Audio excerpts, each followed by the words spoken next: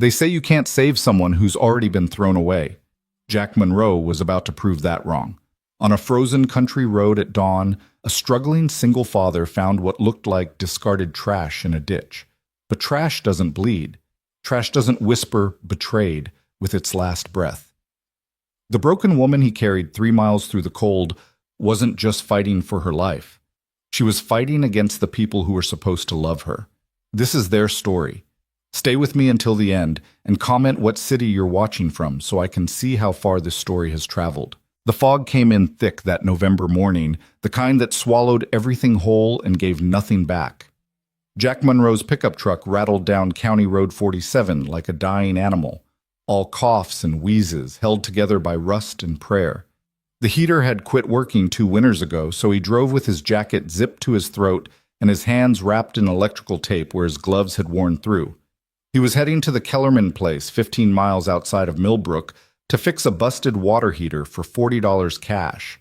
It wasn't much, but $40 meant groceries for 3 days. Maybe 4 if he was careful. Maybe 5 if Maddie didn't ask for the cereal with the cartoon character on the box. Maddie. 6 years old, brown curls that never stayed in their ponytail.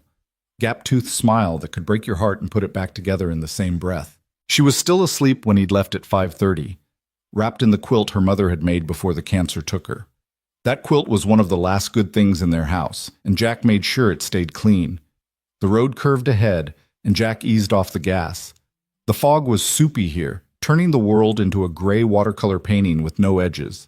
His headlights carved 2 weak tunnels through the murk, illuminating nothing but more gray, more cold, more emptiness. That's when he saw it. Something dark in the ditch, large, shapeless. Probably a deer, he thought, or a bag of garbage someone had dumped. People did that out here, throwing their trash into the countryside like it was one big landfill. He'd found everything from mattresses to refrigerators rotting in these ditches. But something made him slow down. Something made him pull over. Jack cut the engine and climbed out.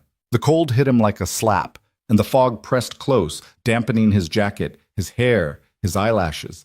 He could hear his own breathing, loud and ragged in the silence. Probably nothing, he muttered, but his boots were already carrying him forward, crunching through frost-brittle grass. The shape was about 20 feet down the slope. Dark fabric. No, not fabric. A jacket.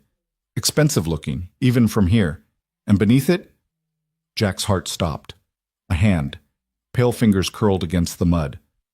Jesus Christ. He was running before he knew he'd started, half sliding down the embankment, his boots losing traction on the wet earth. He hit his knees beside the figure and his hands were already moving, checking for a pulse, for breathing, for any sign of life. It was a woman. Young, maybe 30. Her face was a canvas of violence, split lip, swollen eye, blood matted in her dark hair. Her skin was gray with cold, and when Jack pressed 2 fingers to her throat, he felt the faintest flutter of a heartbeat. Hey, can you hear me? No response. That's when he saw the wheelchair. It was overturned 5 feet away, one wheel still spinning slowly in the wind. Tracks in the mud showed where it had been pushed, where it had tipped, where she'd fallen, or been thrown. Jack's mind raced. She was paralyzed. She'd been in that chair. Someone had brought her out here and... "Who did this to you?" he whispered, even though she couldn't answer. He pulled out his phone. No signal. Of course not. Out here, cell service was a fantasy. The nearest house was his own, 3 miles back. The Kellerman place was another 12 miles ahead. The hospital was in Millbrook, 25 miles of winding country roads. She didn't have that kind of time. Jack made a decision. He slid his arms beneath her carefully, one under her shoulders, one under her knees. She was lighter than he'd expected, all sharp angles and hollow spaces. He lifted her against his chest, and her head lolled against his shoulder. "I've got you," he said. "I've got you. You're going to be okay." He didn't know if he was lying. The climb back up to the road was brutal. His boots kept slipping, and twice he nearly fell, catching himself only by slamming his shoulder into the embankment. The woman didn't make a sound. She hung limp in his arms like something already dead, and Jack had to keep checking to make sure she was still breathing. At the truck, he realized he had a problem. The passenger side was full of tools, wire, and the remnants of last week's fast food dinners. He couldn't lay her down there. The truck bed was even worse. Frozen metal, no shelter. Damn it! He ended up placing her as gently as he could across the front seat, her head in his lap, his right hand pressed to her throat to monitor her pulse while he drove one-handed. The truck protested when he started it, but the engine caught, and Jack swung onto the road. He drove like a man possessed, 40, 50, 60 miles per hour on roads that begged for 25. The truck shuddered and groaned. The fog refused to lift, and the woman in his lap didn't move. "Stay with me," Jack said. He didn't know if she could hear him, but he kept talking anyway. "My name's Jack Monroe. You're safe now. Nobody's going to hurt you. I'm taking you home, and then we're getting you to a hospital. Just stay with me, please." Her lips moved. Jack almost missed it, but he felt the flutter of breath against his wrist, saw the faint tremor in her mouth. "What? What did you say?" She tried again, and this time he heard it. One word, barely audible, shaped by broken lips and carried on the thinnest thread of air. "Betrayed." Then her eyes closed, and she went completely still. Jack's farmhouse was a testament to survival, not success. The paint had peeled away years ago, leaving bare wood that had weathered to the color of old bones. The porch sagged on one side, and half the shutters hung crooked. But it was home. It was shelter. And right now, it was the closest thing to salvation he could offer. He carried the woman inside, kicking the door open with his boot. The house was cold. He'd let the fire die before leaving, and dark. Morning light struggled through dirty windows, turning everything gray and uncertain. "Maddie!" His voice cracked. "Maddie, I need you!" Footsteps thundered down the stairs, and then she was there in her pajamas, all curls and confusion, rubbing sleep from her eyes. "Daddy? What?" She saw the woman in his arms and froze. "Is she dead?" No, baby, she's alive, but she's hurt real bad. I need you to do something for me, okay? Something really important." Maddie nodded, her eyes huge. "Go to the kitchen. Get every clean towel we have and bring me the first aid kit from under the bathroom sink. Can you do that?" "Yes, Daddy." She ran and Jack carried the woman to the couch. It was ancient, the cushions held together with duct tape, but it was soft. He laid her down carefully, arranging her limbs, pushing her hair back from her face. The damage was worse in the light. Her left eye was swollen completely shut. Blood had dried in a crust along her temple. Her hands were scraped raw, like she'd tried to fight, tried to crawl, tried to do something. Maddie returned with an armful of towels and the dented metal first aid kit. "Is this enough?" "Perfect, baby, perfect." Jack grabbed the towels and pressed one gently against the worst of the head wound. "Now I need you to get me the phone. Not my cell, the landline. It's in the kitchen." While Maddie ran for the phone, Jack worked quickly. He checked the woman's pupils, uneven, not good. He felt along her arms, her ribs, checking for breaks. Everything seemed intact, but she was so cold. Hypothermia cold. He grabbed the quilt from the back of the couch, Maddie's quilt, Sarah's quilt, and tucked it around her. Maddie appeared with the cordless phone, and Jack grabbed it, punching in 911. 3 rings, 4, 5. 911, what's your emergency? "I found a woman on County Road 47. She's been beaten. She's unconscious. I need an ambulance at 1247 Hickory Lane immediately." "Sir, can you tell me her condition?" "Pulse is weak, breathing shallow, multiple contusions to the face and head. She's hypothermic, and she's paralyzed. I found a wheelchair at the scene." "Paralyzed?"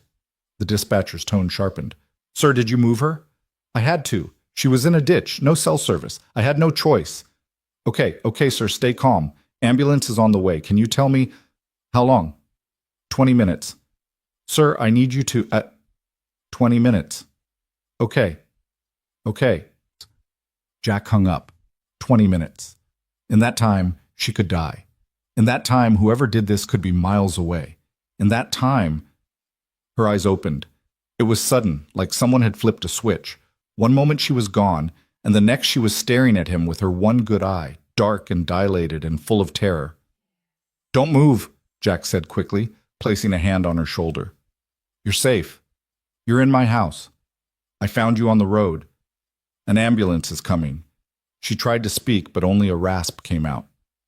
Water, Jack said. Maddie, can you? But Maddie was already there with a glass, and Jack held it to the woman's lips, letting her sip. Most of it dribbled down her chin, but some made it down her throat. Thank you, the woman whispered. Her voice was like gravel, like broken glass. Thank you for... She stopped, wincing. Where's my chair? Still at the scene. I couldn't carry both. She closed her eyes and a single tear traced down her bruised cheek. They tried to kill me. The words hung in the air, heavy and terrible. Maddie's small hand found Jack's. Daddy, who would hurt her? I don't know, baby. But the woman heard. Her eye opened again, focusing on Maddie with an intensity that was almost frightening. People you trust, she said. People who are supposed to love you. Jack felt something cold settle in his stomach. Who did this to you? My sister. The woman's voice cracked. My half-sister. And the board, She coughed, and blood flecked her lips. They voted me out, took my company, and when I fought back, Another cough, weaker. They decided a dead CEO was better than a fighting one. Jesus. I'm Evelyn. She was fading now, her eyes starting to glaze. Evelyn Crosswell, if I don't make it, you're going to make it. If I don't, tell the police. Tell them it was Victoria, my sister. The sound of sirens cut through the air, faint but growing stronger. Hear that? Jack squeezed her hand. That's your ride. You're going to make it, Evelyn. You're going to make it, and you're going to make them pay. A ghost of a smile touched her lips. You're the first person in years who looked at me and saw a person, not a disability, not a problem, just... Her eye closed. Thank you. The sirens were louder now, right outside. Daddy? Maddie tugged his sleeve. Will she really be okay? Jack looked down at this woman, this stranger who'd been thrown away like garbage, who'd been betrayed by the people closest to her, who'd whispered her secrets to a broke single father on a dying couch in the middle of nowhere. Yeah, baby, he said, even though he didn't know, even though he couldn't promise. She's going to be fine. The paramedics burst through the door, and Jack stepped back, letting them work. They moved with practiced efficiency, checking vitals, starting an IV, asking rapid-fire questions that Jack answered as best he could. Within minutes, they had Evelyn on a stretcher, wrapped in silver warming blankets, an oxygen mask over her face. Sir, we need you to come with us, one of the paramedics said. The police will want a statement. Jack looked at Maddie, then back at the paramedic. I have my daughter. Bring her. We'll figure it out at the hospital. So Jack scooped Maddie into his arms, grabbed his keys, and followed the stretcher out into the cold morning. The ambulance lights painted the fog red and blue, and neighbors he hadn't seen in months were starting to emerge from their houses, drawn by the commotion. As they loaded Evelyn into the ambulance, her eye opened one more time, finding Jack's face in the crowd. She mouthed 2 words. Thank you. Then the doors closed, and she was gone. Millbrook General Hospital smelled like disinfectant and desperation. Jack sat in the waiting room with Maddie curled against his side, her head on his shoulder, her hand clutching the fabric of his jacket. They'd been there for 3 hours.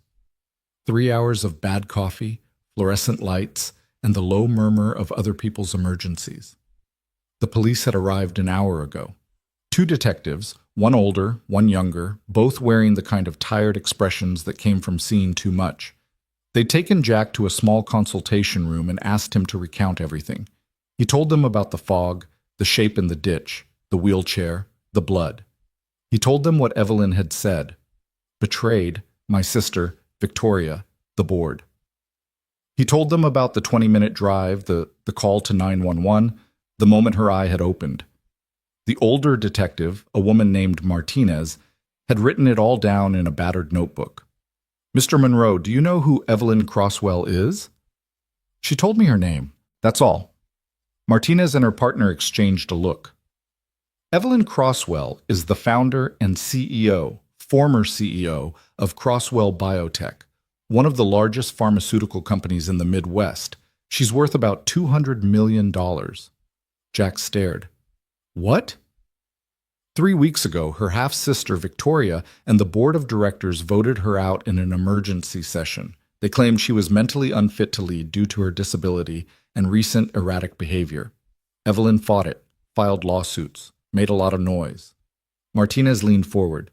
2 days ago, she disappeared. No one's seen her since. The younger detective Rodriguez chimed in.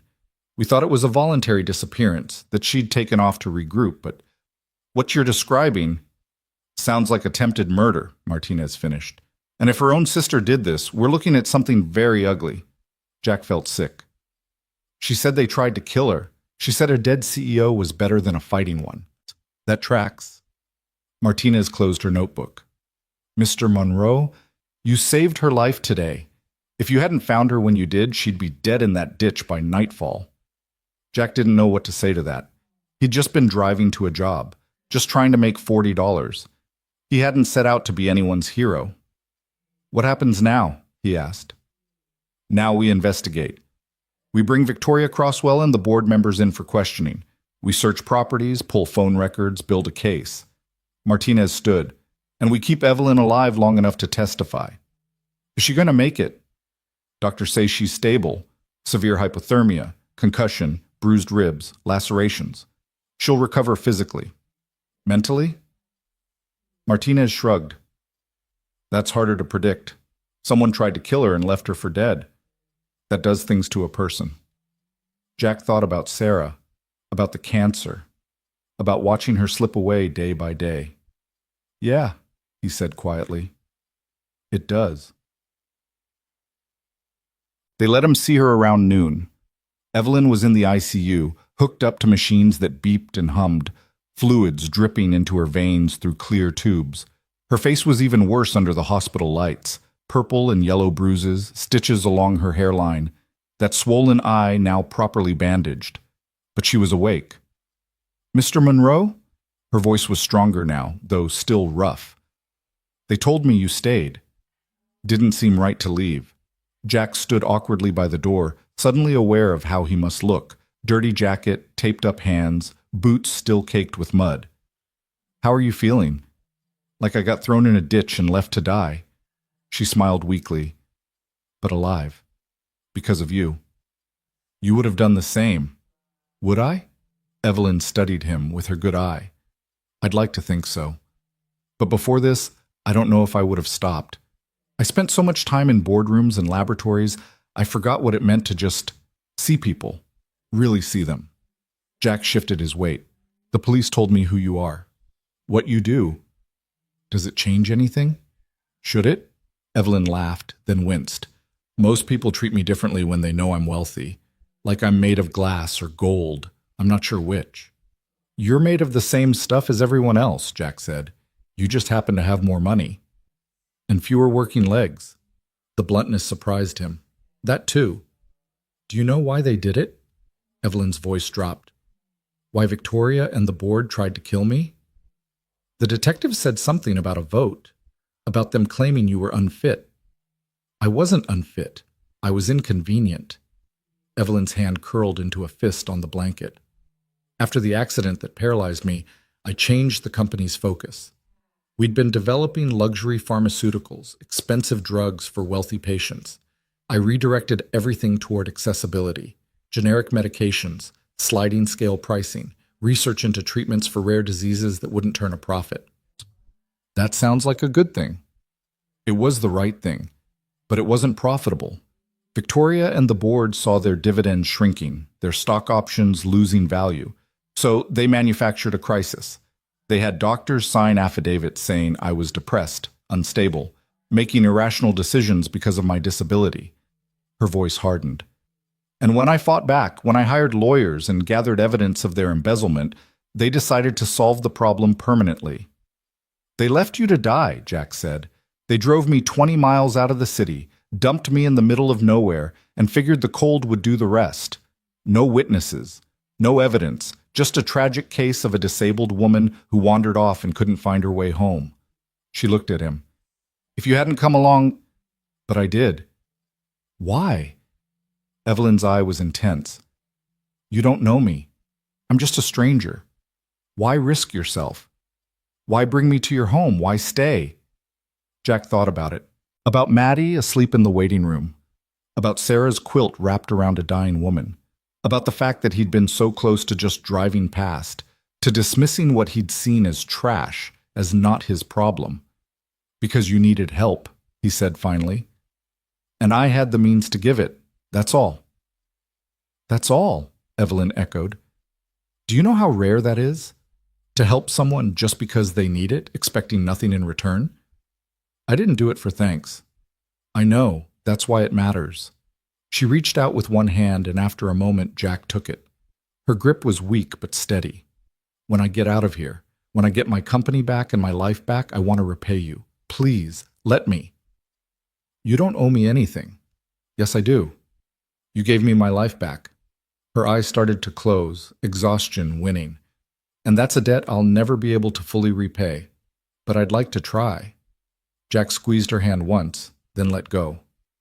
Get some rest, Ms. Crosswell. We can talk about debts later. Evelyn, she murmured, already half asleep. Call me Evelyn. Get some rest, Evelyn.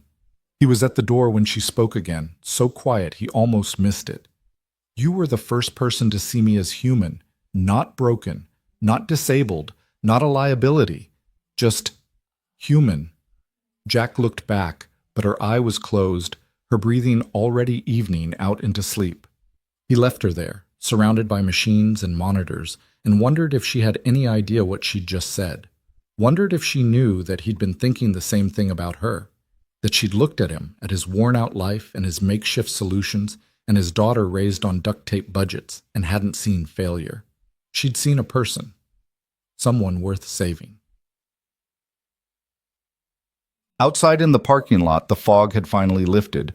Thin sunlight broke through the clouds, painting the world in shades of gold and amber. Jack leaned against his truck and closed his eyes, feeling the warmth on his face. Maddie was asleep in the waiting room, curled up on 3 chairs pushed together, still wrapped in her jacket. The nurses had given her crackers and apple juice and let her watch cartoons on the ancient TV mounted in the corner. Jack would wake her soon, would drive them home, would try to salvage what was left of the day, maybe still make it to the Kellerman place if they were understanding about the delay. But for now, he just stood there in the sunlight, thinking about a woman named Evelyn Crosswell who'd whispered betrayed with her last breath and thank you with her first. Thinking about how sometimes you go looking for $40 and find something worth infinitely more. Like purpose, like meaning, like the quiet, unexpected knowledge that you'd done something right in a world that felt increasingly wrong.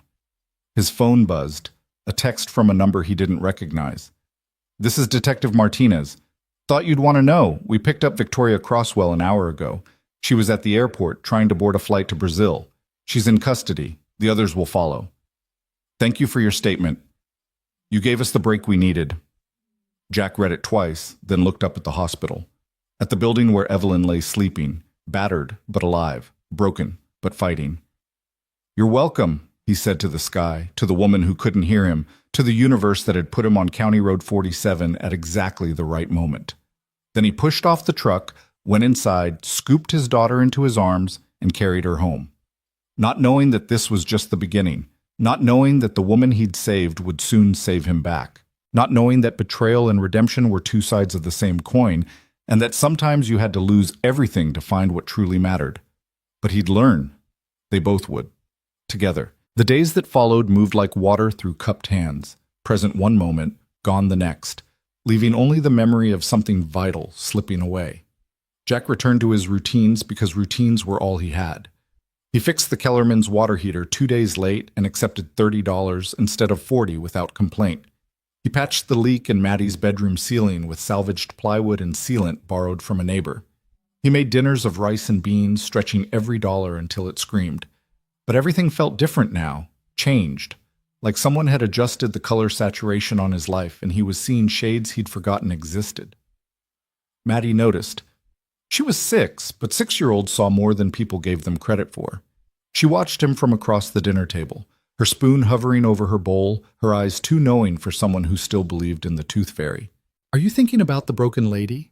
She asked one evening, her voice cutting through the quiet like a bell. Jack looked up from his own untouched food. Her name's Evelyn. Is she still in the hospital? I think so, yeah. Are we going to see her again? Jack set down his spoon. I don't know, baby. She's got her own life, important things to deal with. We helped her, and that's good. But now she needs to heal and... Daddy, you're doing it again. Doing what? Making yourself small. Maddie said it matter-of-factly, like she was commenting on the weather. Mama used to say that. She said you made yourself small so other people could be big. The words hit Jack like a physical blow. Sarah had said that near the end when the morphine made her honest in ways that broke his heart. You're allowed to take up space, Jack. You're allowed to matter. He dismissed it then, too focused on keeping her comfortable, on managing pain medications and doctor's appointments, and the crushing weight of watching her die by inches.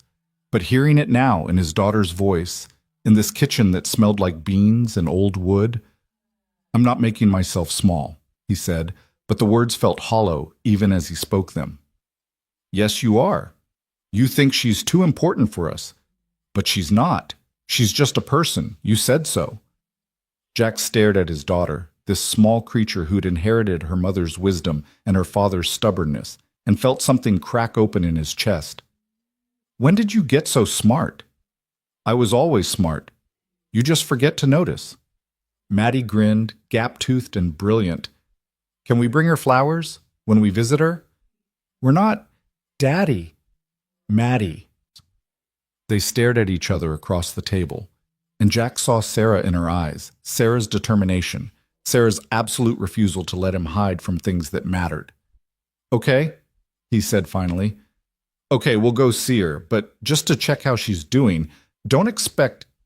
The knock on the door interrupted him. It was 8 o'clock on a Wednesday night. Nobody knocked on Jack Monroe's door at 8 o'clock on a Wednesday night. Nobody knocked on Jack Monroe's door at all, unless they were lost or selling something. Jack stood slowly, instinct prickling at the base of his skull. He moved to the door and peered through the warped glass panel. A woman stood on his porch, mid-40s, expensive coat, leather briefcase. Behind her, a black sedan idled in his driveway, its headlights cutting through the darkness. He opened the door halfway. Can I help you? Mr. Jack Monroe? The woman's voice was crisp, professional, with the kind of polish that came from boardrooms and law schools. Depends on who's asking. My name is Patricia Chen. I'm an attorney representing Evelyn Crosswell. She extended a business card through the gap. May I come in? I have a message from Ms. Crosswell, and it's rather urgent. Jack took the card but didn't move. Is she okay? Did something happen? She's fine, recovering well actually, but she's asked me to speak with you about a sensitive matter, and I'd prefer not to do it on your porch. Patricia glanced over her shoulder at the idling car. I promise, Mr. Monroe, I'm not here to cause trouble. Quite the opposite. Something in her tone convinced him. Jack stepped back and opened the door wider. Come in, but my daughter's here, so... I understand completely. Patricia entered, taking in the shabby interior with the practiced neutrality of someone who'd learned not to judge. Her eyes lingered on Maddie, who was watching from the kitchen doorway with open curiosity. Hello there. You must be Maddie. How do you know my name? Your father mentioned you to my client. She speaks very highly of you both. Maddie beamed, and Jack felt that crack in his chest widen a little more. Patricia set her briefcase on the coffee table and opened it with precise movements. Mr. Monroe, as you know, Evelyn Crosswell was the victim of an attempted murder. Thanks to your intervention and your statement to police, we've been able to build a substantial case against Victoria Crosswell and 3 members of the Crosswell Biotech Board of Directors. The detectives told me they made arrests. They did. Victoria's in custody, denied bail. The others are out on bond but heavily monitored. Patricia pulled out a folder. However, we have a problem. Evelyn's been receiving threats. Someone's been calling the hospital, leaving messages. Nothing specific enough to trace, but the implication is clear. There are other people who want her silenced permanently. Jack's hands curled into fists. What kind of messages? Finish what we started. You should have stayed in the ditch. Things of that nature. Patricia's expression was grim. The police have assigned protection, but Evelyn doesn't feel safe in the hospital. Too many access points, too many people coming and going. She's requested a discharge. Requested? Can she do that? She's still recovering. She's lucid and of sound mind. She can refuse treatment if she chooses. And she's chosen. Patricia leaned forward. Which brings me to why I'm here. Evelyn needs somewhere to recover, somewhere private, somewhere no one would think to look. The implication settled over Jack like snow. No, absolutely not. Mr. Monroe, I have a 6-year-old daughter. If someone's threatening Evelyn, if there are people out there who want her dead, I can't bring that danger to my home. I won't. I understand your concern. I do. But consider this. Whoever's making these threats assumes Evelyn will go to a safe house, or a private facility, or perhaps a friend's estate. They'll be watching those places. They won't be watching a small farmhouse in the middle of nowhere owned by a man she met less than a week ago. That's insane. That's exactly why it'll work. Patricia pulled out another document. Evelyn's willing to compensate you generously. $50,000 for 2 weeks. That's nearly $4,000 a day. She'll bring her own medical equipment, her own nursing staff. All you have to provide is the space. Jack's brain stuttered. $50,000. That was more money than he'd made in the last 2 years combined. That was Maddie's education. That was a new roof. That was breathing room, real breathing room, for the first time since Sarah died. Why me? He asked. She doesn't know me. I don't know her. Why would she trust me with her safety? Patricia's expression softened. She said you carried her 3 miles through the cold when you could have left her. She said you gave her your daughter's blanket. She said you looked at her and saw a person, not a problem. She paused. She trusts you, Mr. Monroe, because you've already proven you're trustworthy. And right now, that's a very rare commodity in her world. Jack looked at Maddie, who was listening to every word with wide eyes. He thought about Sarah's quilt wrapped around a dying woman. He thought about the word betrayed whispered in the fog.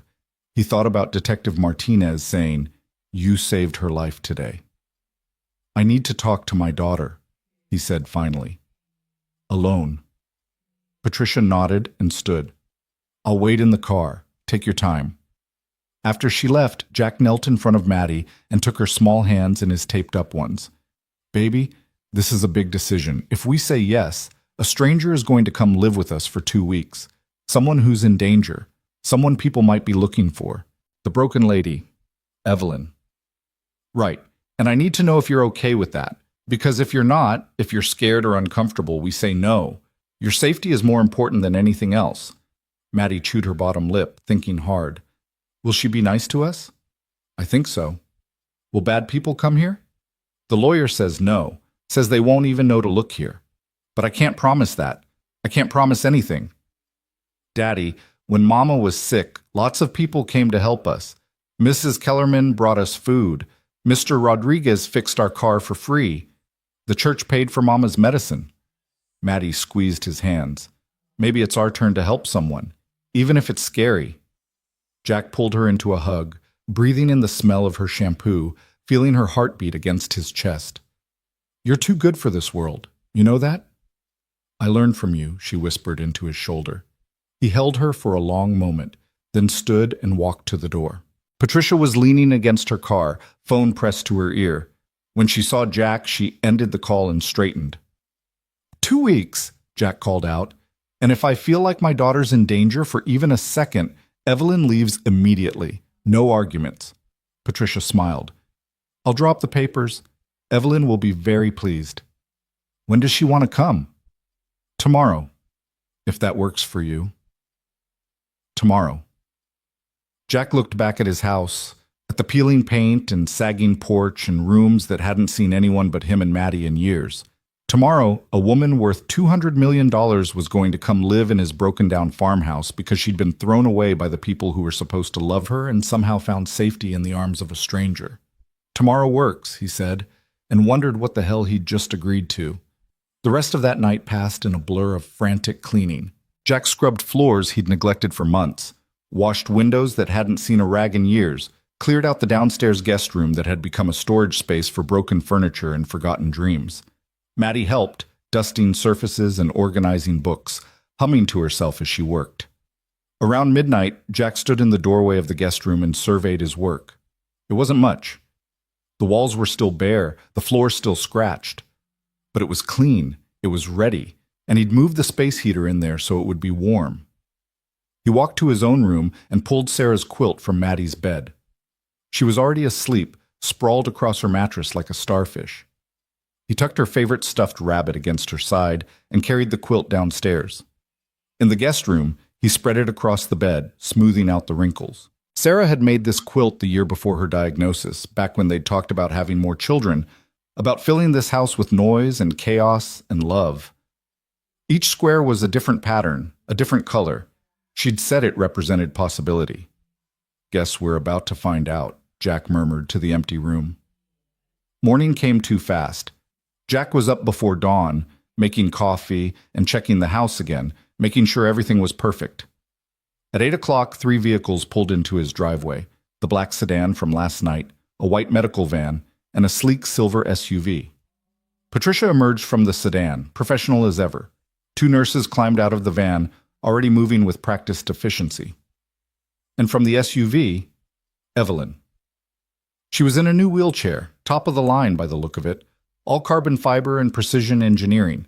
Someone had cleaned her up, treated her wounds. The swelling had gone down, and though bruises still mottled her face in shades of purple and yellow, she looked more human, more alive. Her eyes found Jack's immediately, and she smiled. "Mr. Monroe, I hope I'm not imposing." "Jack, call me Jack." He walked down the porch steps, suddenly aware of his own appearance. Old jeans, flannel shirt, 2 days of beard growth. "And you're not imposing. You're welcome here." "Thank you." Evelyn's voice was stronger than it had been in the hospital, but there was still a fragility to her, a sense that she was held together by willpower and not much else. "I know this is unusual. I know you have every right to refuse, but I need—" She stopped, choosing her words carefully. "I need to feel human again, and hospitals don't let you feel human. They make you feel like a problem to be managed." "I get that." Jack did. He'd spent enough time in hospitals with Sarah to understand the way they stripped away your dignity, your agency, until you were nothing but a diagnosis and a room number. The nurses began unloading equipment from the van, a hospital bed, monitors, medication, supplies. Jack watched them work, watched them transform his guest room into a functional medical space with startling speed. Within an hour, everything was set up, and Evelyn was settled in the bed, hooked up to an IV, vitals being checked. Patricia pulled Jack aside in the kitchen. "The nurses will be here around the clock for the first few days, then just during the day after that. They'll handle all medical needs.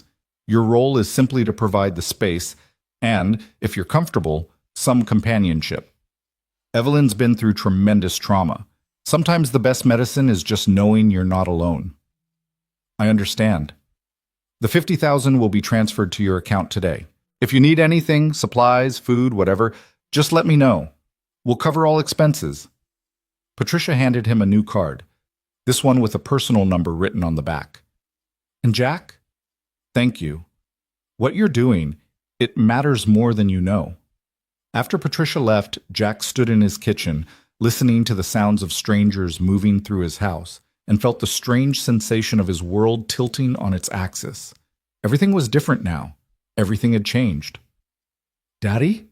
Maddie appeared in the doorway, still in her pajamas, her hair a wild tangle. "Is she here?" "She is. Want to meet her properly?" Maddie nodded eagerly, and Jack led her to the guest room. The nurses had stepped out, giving Evelyn privacy. She was propped up in the hospital bed, looking small and tired but alert. When she saw Maddie, her entire face transformed. "You must be Maddie. Your father talks about you constantly." "He does?" Maddie looked at Jack, who shrugged sheepishly. "He does. He says you're smart and brave and that you make the best soup in the county." "It's just canned soup," Maddie said, suddenly shy. "The best soup isn't about fancy ingredients. It's about who makes it and why." Evelyn gestured to a chair beside the bed. "Would you sit with me? I'd love some company, if you're not too busy." Maddie climbed into the chair, her feet dangling above the floor. "Are you feeling better?" "Much better, thanks to your father. He saved my life." I know, he's good at that. Maddie said it with such simple certainty that Jack felt his throat tighten. When Mama was sick, he saved her lots of times. The doctors said so. Evelyn's eyes flicked to Jack, a question in them, but she didn't press. Then I'm very lucky he found me. Do you hurt? Some, but the nurses are helping with that. Evelyn studied Maddie with open curiosity. Can I ask you something? Okay. Are you scared, having a stranger in your house? Maddie considered this seriously. A little, but Daddy says you're nice and you have a sad face like you need friends, so I think it's okay. Evelyn blinked rapidly, and Jack realized with a start that she was fighting tears. Thank you, Maddie. That's very kind of you to say. You're welcome. Do you like stories? Daddy reads me stories every night. Maybe he could read to you too. I'd like that very much. Jack cleared his throat, struggling with the unexpected emotion flooding through him. We should let you rest. The nurses said you need to sleep as much as possible. Will you come back later? Evelyn asked, looking between them. Both of you? Of course, Maddie promised before Jack could answer. We live here. We're not going anywhere.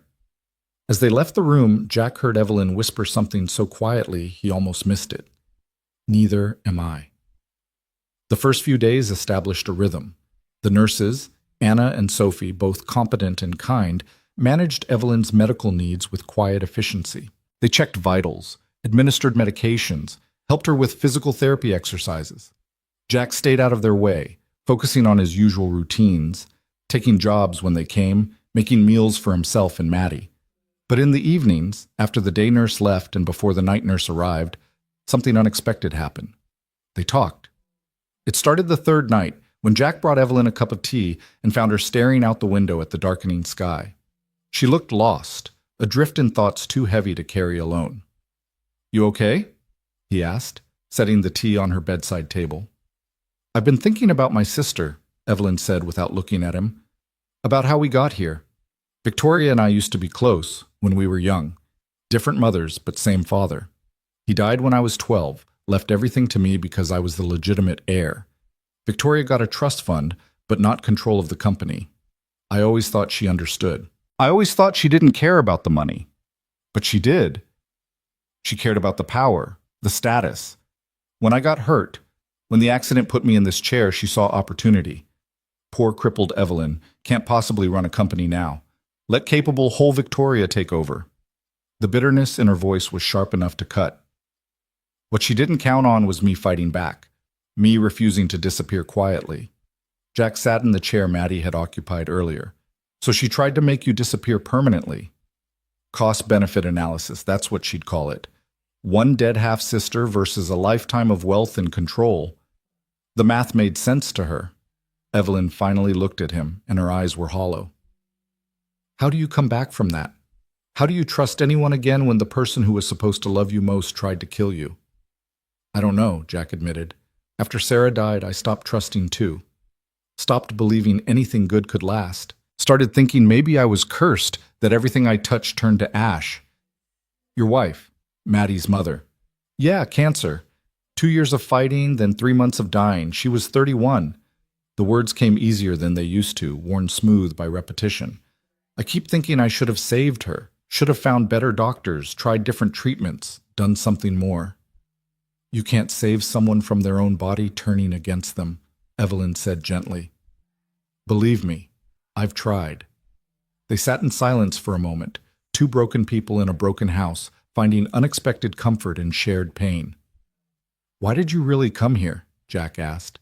Patricia said you needed somewhere safe, but you could have afforded private security, a fortress. Why a stranger's farmhouse? Evelyn smiled, sad and knowing. Because you didn't see me as something that needed fixing. You saw me as someone who needed help. There's a difference. She reached for her tea, her hands steadier than they'd been days ago. Everyone in my life has an agenda. Business partners want my money. Board members want my power. Even the people who claim to care about me. They see my disability first, me second. But you? You just saw a person in a ditch who needed carrying. That's rare, Jack. Rarer than you know. I'm not special. I just did what anyone would do. No, you did what a good person would do. There's a difference there, too. She sipped her tea, wincing slightly. These ribs are taking their time healing. Anna said 3 to 6 weeks for broken ribs. Broken. Like me. Evelyn laughed without humor. Poetic, isn't it? You're not broken. I'm paralyzed and someone tried to murder me. That feels pretty broken. Broken means you can't be fixed, but you're healing. I see it every day. Jack leaned forward. You're getting stronger. Your voice is clear. Your eyes are brighter. You're not broken, Evelyn. You're just bent. And bent things can straighten out given time. She stared at him for a long moment, and something shifted in her expression, something soft and vulnerable and maybe a little bit hopeful. How do you do that? Do what? Make me believe things might actually be okay. Jack shrugged. Same way you do it for me. You remind me I'm not as lost as I think I am. The conversation lingered between them like morning fog, and when Jack finally left her room that night, he felt lighter somehow, less alone. Maddie noticed. She always noticed. You smile more now, she said the next morning over breakfast, since Evelyn came. Do I? Uh-huh. It's nice. I missed your smile. Jack ruffled her hair, uncomfortable with the observation but unable to deny it. Something about having Evelyn in the house, about these nightly conversations, had rekindled something he'd thought was dead forever. It felt dangerous. It felt like hope. A week into Evelyn's stay, Jack came home from a job to find her in the living room. She'd managed to navigate her wheelchair out of the guest room, down the hall, and into the common space, a journey that must have exhausted her, judging by how pale she looked. But she was smiling. I had to see it, she explained when Jack rushed over, concerned. The rest of the house, your space. I've been staring at 4 walls for days and I needed... She gestured helplessly. I needed to feel less like a patient and more like a person. Jack understood. He pulled a chair over and sat beside her. Welcome to the grand tour. As you can see, we've spared no expense on interior decoration. Evelyn laughed, looking around at the mismatched furniture, the duct-taped couch, the crooked picture frames. It's perfect. It's a disaster. It's lived in. It's real. It's... She touched the arm of her wheelchair, choosing her words. It's not trying to be something it's not. I appreciate that more than you know. Maddie came thundering down the stairs, fresh from her afternoon nap, and stopped short when she saw Evelyn. You're out of bed. I am. Is that okay? It's great. Maddie bounced over, all energy and enthusiasm. Now you can have dinner with us. Daddy makes spaghetti on Fridays. It's tradition. Evelyn looked at Jack, eyebrows raised. Spaghetti tradition? Sarah started it. Said every week needed something to look forward to. Jack felt the familiar ache of memory, but it was duller now, less sharp. I kept it going after she died. Seemed important. Can I join you? Evelyn asked quietly. For spaghetti? You're asking permission to eat dinner in a house you're paying for? I'm asking permission to join your family tradition. That's different. Jack met her eyes and saw the vulnerability there, the fear of rejection, the hope for inclusion. He understood that too. You're already part of it, he said. You have been since you got here. That Friday dinner became something they all remembered. Jack cooked his simple spaghetti with jarred sauce and frozen garlic bread while Maddie set the table with exaggerated care, placing Evelyn's plate at what she'd decided was the honored guest position. They ate together in the small dining room, passing food and sharing stories, and for a few hours, they weren't a broke single father, a paralyzed CEO, and a 6-year-old girl dealing with the ghost of a dead mother. They were just people, just a family. When Maddie asked Evelyn about her work, Evelyn explained in simple terms what her company did, how they made medicines that helped sick people feel better. When Jack mentioned his frustration with a stubborn furnace, Evelyn offered suggestions with the calm logic of someone who'd solved complex problems for a living. When Evelyn's hand trembled, reaching for her water glass, Maddie steadied it without comment, as natural as breathing. After dinner, Jack read to them, a silly story about a dragon who was afraid of knights, and they all laughed in the right places, groaned at the bad jokes, and fell silent during the emotional parts. And when it was time for bed, when the nurses returned and Evelyn had to go back to her medical reality, she caught Jack's hand and squeezed it. Thank you, she whispered, for letting me forget, just for a little while, about everything that's broken. Nothing here is broken, Jack whispered back. We're all just healing. He meant it, and from the look in her eyes, she believed him. The second week brought changes none of them expected. Evelyn grew stronger, spending more time out of bed, navigating the house with increasing confidence. She started helping Maddie with homework, explaining math concepts with patience Jack didn't possess. She listened to Jack's frustrations about money and work without judgment or pity, offering practical advice when asked and silent support when not. And slowly, quietly, the walls they'd both built around their hearts began to crumble. It happened in small moments. Jack adjusting a blanket over Evelyn's legs without being asked. Evelyn laughing at one of Jack's terrible jokes. Maddie falling asleep between them during a movie, her head on Evelyn's lap, her hand in Jack's.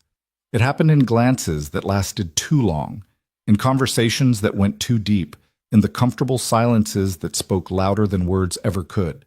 It happened despite their better judgment, despite their fears, despite everything logic said should keep them apart. On the last night of the second week, Patricia returned with paperwork to discuss next steps. Security had improved. Victoria's trial date was set. Evelyn could return to her life. But as Patricia laid out options, a private facility, a secured apartment, a temporary relocation, Evelyn was silent. Finally, she spoke. What if I stayed? Patricia blinked. Here? But Evelyn, this was always meant to be temporary. You have your company to reclaim, your life to rebuild. I know what I have. Evelyn looked at Jack, who'd been standing in the doorway, listening. But I also know what I found here, and I'm not ready to leave it yet. Patricia glanced between them, understanding dawning in her eyes. I see. Well, that's your decision, of course, but are you sure? Mr. Monroe, are you comfortable with— Stay, Jack said simply. As long as you need. As long as you want. Maddie, who'd been eavesdropping from the stairs, let out a whoop of joy that made them all laugh. After Patricia left, after Maddie had been tucked into bed, Jack and Evelyn sat together in the living room, the only light coming from the dying fire in the hearth. You don't have to do this, Evelyn said. Let me stay, I know I'm disrupting your life. You're not disrupting it. Jack struggled for the right word. You're adding to it, making it bigger, better. I'm scared, Evelyn admitted.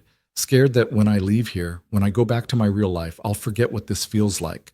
Being seen, being valued for something other than my money or my mind, just being me. Then don't leave yet. Stay until you're ready. Until you remember that you're strong enough to face whatever's waiting out there. What if I'm never ready? Jack smiled. Then I guess you're stuck with us. Evelyn reached out, and Jack took her hand, their fingers intertwining naturally, like they'd been doing this for years instead of days. Jack, she said softly, I think you're the bravest person I've ever met. I'm not brave. I'm just stubborn. You carried a stranger 3 miles. You opened your home to danger. You let yourself care again after losing everything. That's not stubbornness. That's courage. She squeezed his hand. You make me want to be brave too. They sat there in the firelight, two wounded souls finding unexpected solace in each other's company, and Jack realized something profound. He'd spent 2 years thinking his life was over, that the best parts had died with Sarah, and all that remained was survival. But maybe he'd been wrong. Maybe life didn't end when you lost someone. Maybe it just paused, waiting for you to find a reason to press play again. Maybe that reason was sitting beside him right now, holding his hand, reminding him that broken people could still build something beautiful together. Stay, he said again. Not because you're scared, not because you're hiding, but because you want to. Because we want you to. Evelyn smiled, and in that smile Jack saw tomorrow and the day after, and all the complicated, beautiful, terrifying possibilities that came with letting someone in. Okay, she whispered. I'll stay. And somewhere in the darkness, something that had been dying for years began, tentatively, carefully, to live again. The third week arrived with unexpected snow, fat flakes that drifted down like torn paper, covering the farmhouse and its surroundings in a blanket of white that made everything look new. Jack woke early as always, but this time he didn't rush through his morning routine. He stood at the kitchen window with his coffee, watching the world transform, and felt something he hadn't felt in years. Peace. Behind him, the house was still quiet. Maddie wouldn't wake for another hour. The night nurse had left at dawn, and Evelyn. Beautiful, isn't it? Jack turned to find her wheeling herself into the kitchen, wrapped in a thick cardigan he'd never seen before. Her hair was loose around her shoulders, still messy from sleep, and without the careful styling she'd maintained those first few days, she looked younger, more vulnerable, more real. "You're up early," he said. "Couldn't sleep. I kept thinking about yesterday."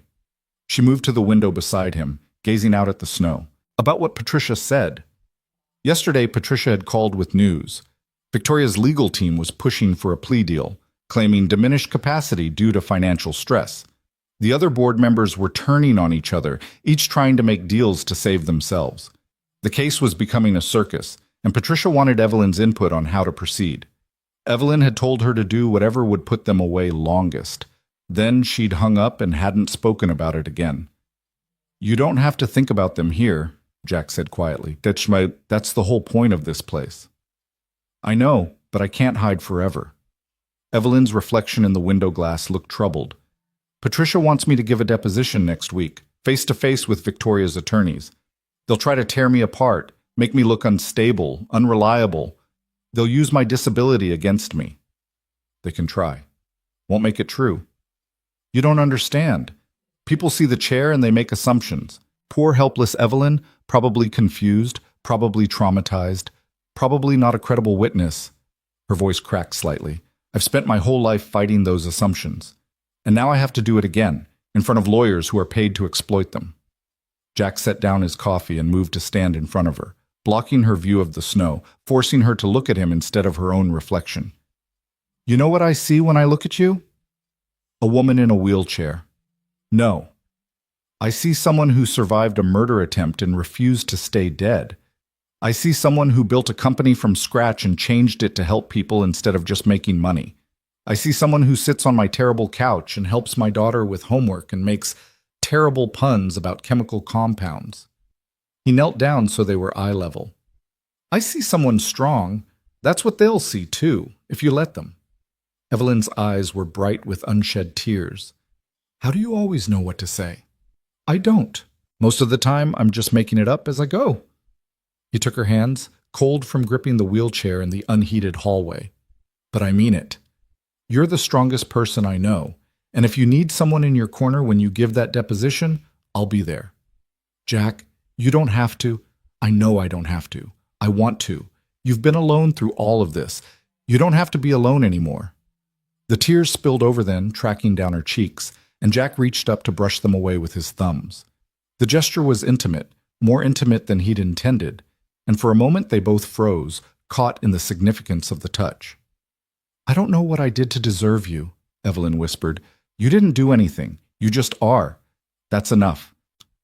They stayed like that, his hands framing her face, her eyes locked on his, and Jack felt the shift between them, the moment when comfort became something more, when companionship crossed into territory neither of them had been brave enough to name. "Daddy, why are you on the floor?" Maddie's voice shattered the moment like dropped glass. Jack pulled back quickly, standing, suddenly aware of how the scene must look. But Maddie just yawned and padded over to Evelyn, climbing into her lap with the casual affection she'd developed over the past weeks. "It's snowing," Maddie announced, as if they hadn't noticed. "Can we build a snowman?" "You want to build a snowman at 6 in the morning?" Jack asked. "No, silly. After breakfast. Evelyn can watch from the window and tell us if we're doing it right." Evelyn wrapped her arms around Maddie, resting her chin on top of the girl's head. "What makes you think I know how to build a snowman?" "Because you're smart. You know everything." I don't know everything, but I'll try my best." Evelyn met Jack's eyes over Maddie's head, and something passed between them, an acknowledgement of what had almost happened, a promise to revisit it later, a shared understanding that this, whatever this was becoming, was worth protecting. They made breakfast together. A chaotic affair of burned toast and undercooked eggs that they ate anyway, laughing at their own incompetence. Then they bundled up, Maddie in her threadbare winter coat, Jack in his work jacket, Evelyn in blankets piled on her lap, and went outside. The cold was sharp and clean, burning Jack's lungs in a way that made him feel alive. Maddie immediately started gathering snow, her small hands working quickly, while Jack packed the base of what would become their snowman. Evelyn watched from the porch, wrapped in blankets, calling out suggestions and encouragement.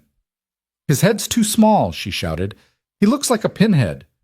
"You're a pinhead," Jack shouted back, and Maddie dissolved into giggles. They worked for over an hour, building not just a snowman, but an entire snow family, a father, a mother, and a child between them. Maddie insisted on using carrots for noses and buttons for eyes, and she placed them with such care that Jack felt his chest tighten. "Look," Maddie said, stepping back to admire their work. "They're holding hands, like a real family." Jack glanced at Evelyn, still watching from the porch, and saw his own emotion reflected in her face. This child who'd lost her mother was building snow families. This child who'd had so little was creating something beautiful out of frozen water and hope. "Perfect," Evelyn called out. "They're absolutely perfect." Later, after they'd come inside and thawed out with hot chocolate, the cheap kind from Powder, the only kind Jack could afford, Maddie fell asleep on the couch between them, exhausted from the cold and the excitement. Jack and Evelyn sat in comfortable silence, watching her sleep, neither wanting to move and disturb her. "She thinks of you as a mother," Evelyn said softly. "The way she looks at you sometimes, the way she climbs into your lap." "I think of her as mine," Evelyn admitted. "I know I have no right. I know it's only been a few weeks, but—" She stopped, struggling with the words. "I never thought I'd have children. After the accident, after the paralysis, I assumed that part of life was closed to me. But Maddie, she makes me feel like maybe I was wrong. Maybe family isn't about biology. Maybe it's about choice."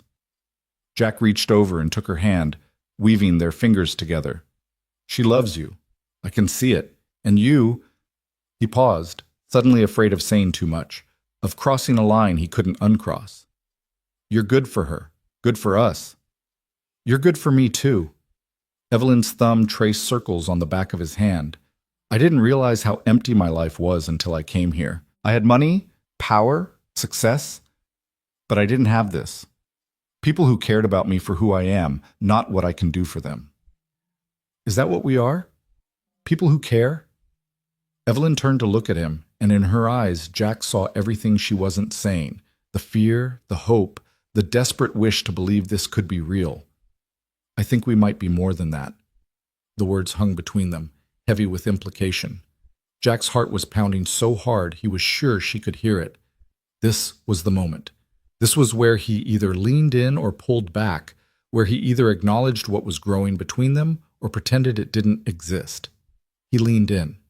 The kiss was soft, tentative, a question asked with lips instead of words. Evelyn answered by leaning into him, her free hand coming up to cup his jaw. They kissed carefully, mindfully, aware of Maddie sleeping between them, aware of how fragile this moment was. When they pulled apart, Evelyn was smiling. "I've wanted to do that for days." "Me too. I just didn't know if you felt the same way." "Jack, I've been half in love with you since you carried me 3 miles in the freezing cold. I just didn't think I was allowed to feel that way. Didn't think someone like you would want someone like me." "Someone like you? Evelyn, you're brilliant, successful, beautiful, paralyzed, broken. Comes with an attempted murder charge and a family that wants her dead." She said it lightly, but Jack heard the pain underneath. "None of that matters.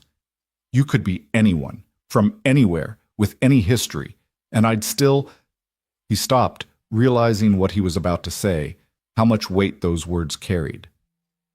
"Say it," Evelyn whispered. "Please." "I'd still be falling for you." Her breath caught. "Jack, I know it's fast. I know it's crazy. I know I'm a broke single father living in a falling apart farmhouse, and you're everything I'm not.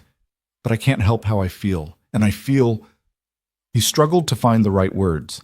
"I feel like I've been sleepwalking for 2 years. and you woke me up. Evelyn was crying again, silent tears that tracked down her cheeks and dripped onto their joined hands. I'm scared. I'm so scared of this, of feeling this way. What if it doesn't last?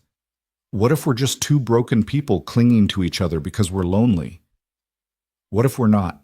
What if we're two people who found each other exactly when we needed to? Jack used his free hand to wipe her tears.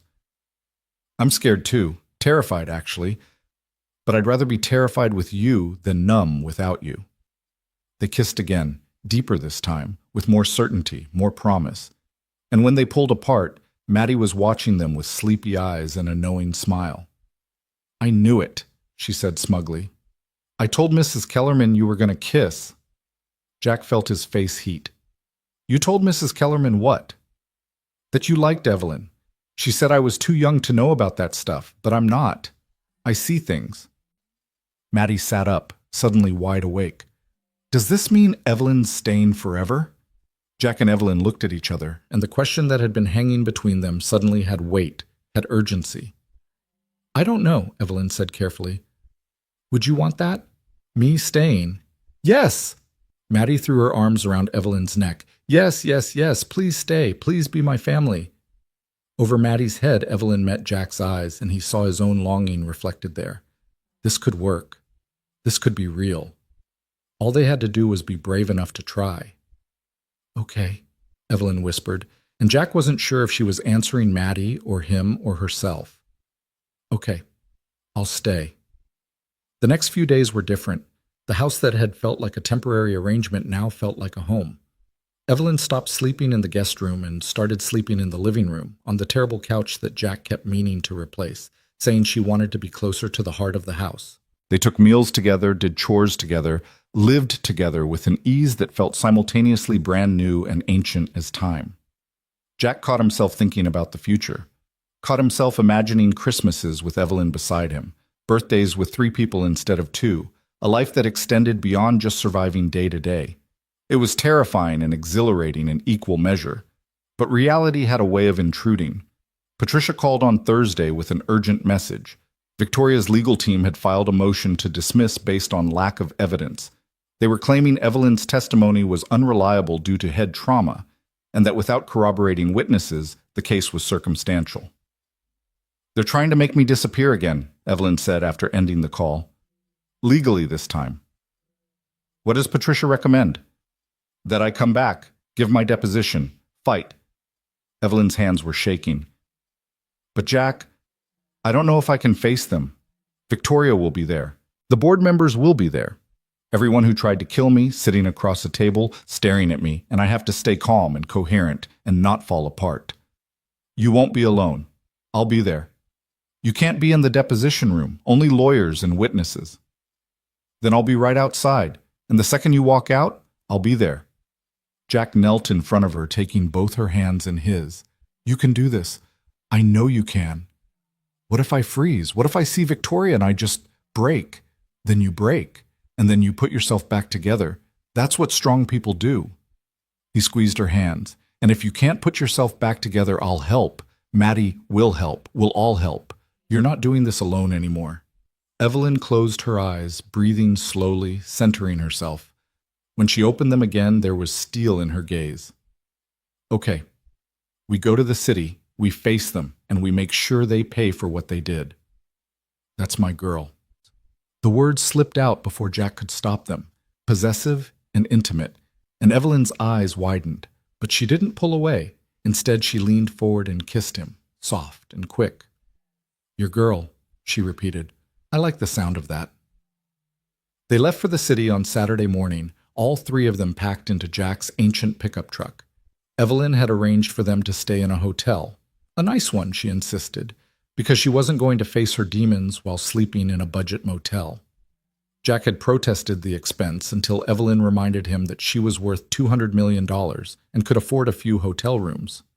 The city was everything the farmhouse wasn't: loud, crowded, full of movement and noise and people who never looked you in the eye. Maddie pressed her face against the truck window, mesmerized by the tall buildings and the traffic and the sheer density of humanity. Evelyn sat in the passenger seat, tense and silent, her fingers drumming against her thigh. "You okay?" Jack asked. "No, but I will be." She glanced at him. "Thank you for coming. I know this isn't your world. Anywhere you are is my world." The deposition was scheduled for Monday morning at 9. They spent Sunday trying to distract themselves, taking Maddie to a museum, eating overpriced pizza, walking through a park where the snow had already turned to gray slush. But the tension was there, humming beneath everything, and by evening Evelyn was wound so tight Jack thought she might snap. After Maddie fell asleep in the adjoining room, Jack sat on the edge of Evelyn's bed and pulled her into his arms. She came willingly, burying her face in his chest, her whole body trembling. "I'm terrified," she whispered. "I know. What if I can't do it? What if I see her and I just—" "You will do it, because you're stronger than you think, stronger than they ever gave you credit for." Jack kissed the top of her head. "And tomorrow night, when it's over, we'll come back here and we'll celebrate. All three of us. Because you're going to win." "How do you know?" "Because you already survived the worst thing they could do to you. Everything after that is just details." She pulled back to look at him, her eyes red but dry. "I love you. I know it's too soon. I know I shouldn't say it yet, but I do. I love you, Jack Monroe. And I need you to know that before tomorrow, just in case." Jack's heart felt too big for his chest. "There's no just in case. You're going to be fine. But for the record," he cupped her face in his hands, "I love you too, so damn much it scares me." They kissed like people saying goodbye before a war, desperate and deep and full of promises they both hoped they could keep. And when they finally pulled apart, Evelyn was smiling. "Okay," she said, "I'm ready." Monday morning came too fast and too slow. Jack dressed in the only suit he owned, bought for Sarah's funeral and not worn since, while Evelyn prepared with military precision. Patricia arrived at 8 to brief her one final time, going over questions they'd likely ask, strategies for staying calm, ways to redirect if the lawyers got aggressive. Maddie hugged Evelyn tight before they left. "You're going to be amazing. And then we're getting ice cream, right? The biggest ice cream sundaes you've ever seen," Evelyn promised. The law firm occupied 3 floors of a glass tower downtown. Jack accompanied Evelyn as far as the conference room door where Patricia was waiting. Inside, he could see faces he recognized from news reports. Victoria Croswell, elegant in a designer suit, looking nothing like a woman who'd tried to murder her sister. 3 board members, all older men in expensive clothes. A team of lawyers, papers stacked in front of them like weapons. "I'll be right here," Jack said, squeezing Evelyn's shoulder. "Right outside this door, the whole time."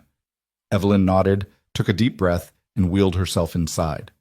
The door closed, and Jack was alone in the hallway with 2 security guards and a receptionist who kept glancing at him like he didn't belong. He didn't. He belonged in a farmhouse with broken furniture and a daughter who needed him. But Evelyn needed him here, so here he stayed. The deposition lasted 4 hours. Jack spent them pacing the hallway, drinking terrible coffee from a machine, checking on Maddie via text. Patricia had arranged for a hotel nanny to watch her, and trying not to imagine what was happening behind that closed door. Finally, the door opened. Patricia emerged first, her expression giving nothing away. Then Evelyn, and Jack's heart stopped. She was crying, but she was also smiling. "I did it," she said as Jack rushed over. "I looked Victoria in the eye and I told them everything, every detail, every betrayal. And she couldn't look at me. She couldn't even look at me." Jack pulled her into his arms, not caring that Patricia and the lawyers and everyone else could see. "I'm so proud of you. They tried to break me, suggested my memory was faulty, implied the trauma made me unreliable. But I had evidence. Patricia found security footage from the parking garage showing them loading me into a car, bank records showing payoffs to the driver who dumped me, text messages between Victoria and the board discussing the Evelyn problem." She was laughing and crying at the same time. "They're done. It's over. We won." Patricia cleared her throat. "Not quite over. Still have to go to trial, but yes, today was a very good day for our side." Jack didn't care about the legal details. He only cared about the woman in his arms, who'd faced her worst nightmare and come out stronger. "Ice cream," he said. "We promised Maddie ice cream. They got ice cream. 3 enormous sundaes with every topping imaginable, eaten in a corner booth of an overpriced parlor while Maddie chattered about her day with the nanny and Evelyn slowly unwound, the tension draining from her shoulders with every bite. "Can we go home now?" Maddie asked eventually. "I miss the farmhouse." Evelyn and Jack exchanged glances. Home? She'd called it home. "Yeah, baby," Jack said. "Let's go home." They drove back that evening, the truck rattling along dark highways while Maddie slept in the middle and Evelyn's hand rested on Jack's thigh, a quiet claim of intimacy that made his heart race. The farmhouse appeared out of the darkness like a beacon, lights on because Jack had left them that way, warm and welcoming. Inside, everything was exactly as they'd left it. The terrible couch, the crooked pictures, the life they'd built out of broken pieces and second chances. "Thank you," Evelyn said as Jack helped her inside. "For everything. For being there today. For believing in me. Always," Jack promised. "I'll always believe in you." They put Maddie to bed together, tucking her in with Sarah's quilt, and stood for a moment watching her sleep. "She's ours," Evelyn whispered. "Isn't she? Not legally, not yet, but in all the ways that matter, she's ours." "Yeah, she is." Jack wrapped his arm around Evelyn's shoulders. "And so are you. Mine, I mean. If you want to be." Evelyn turned to look at him, and in her eyes Jack saw forever. Saw mornings making coffee together and nights reading stories and all the small, perfect moments that built a life worth living. "I want to be," she said, "more than anything." They kissed in the doorway of Maddie's room, sealing promises neither of them fully understood yet, but both were willing to figure out. And in that moment, Jack realized something profound. He'd spent 2 years thinking his life was defined by loss, by what was taken from him. But maybe that was wrong. Maybe life was defined by what you chose to keep, what you fought to protect, what you built from the ashes of what came before. Maybe it was defined by this: a woman who'd been thrown away finding home in a farmhouse full of broken things, a man who'd stopped believing in tomorrow learning to hope again, and a little girl who understood, better than any of them, that family wasn't about blood or biology, it was about love, and they had that in abundance. The weeks that followed the deposition settled into something neither Jack nor Evelyn had expected: normalcy.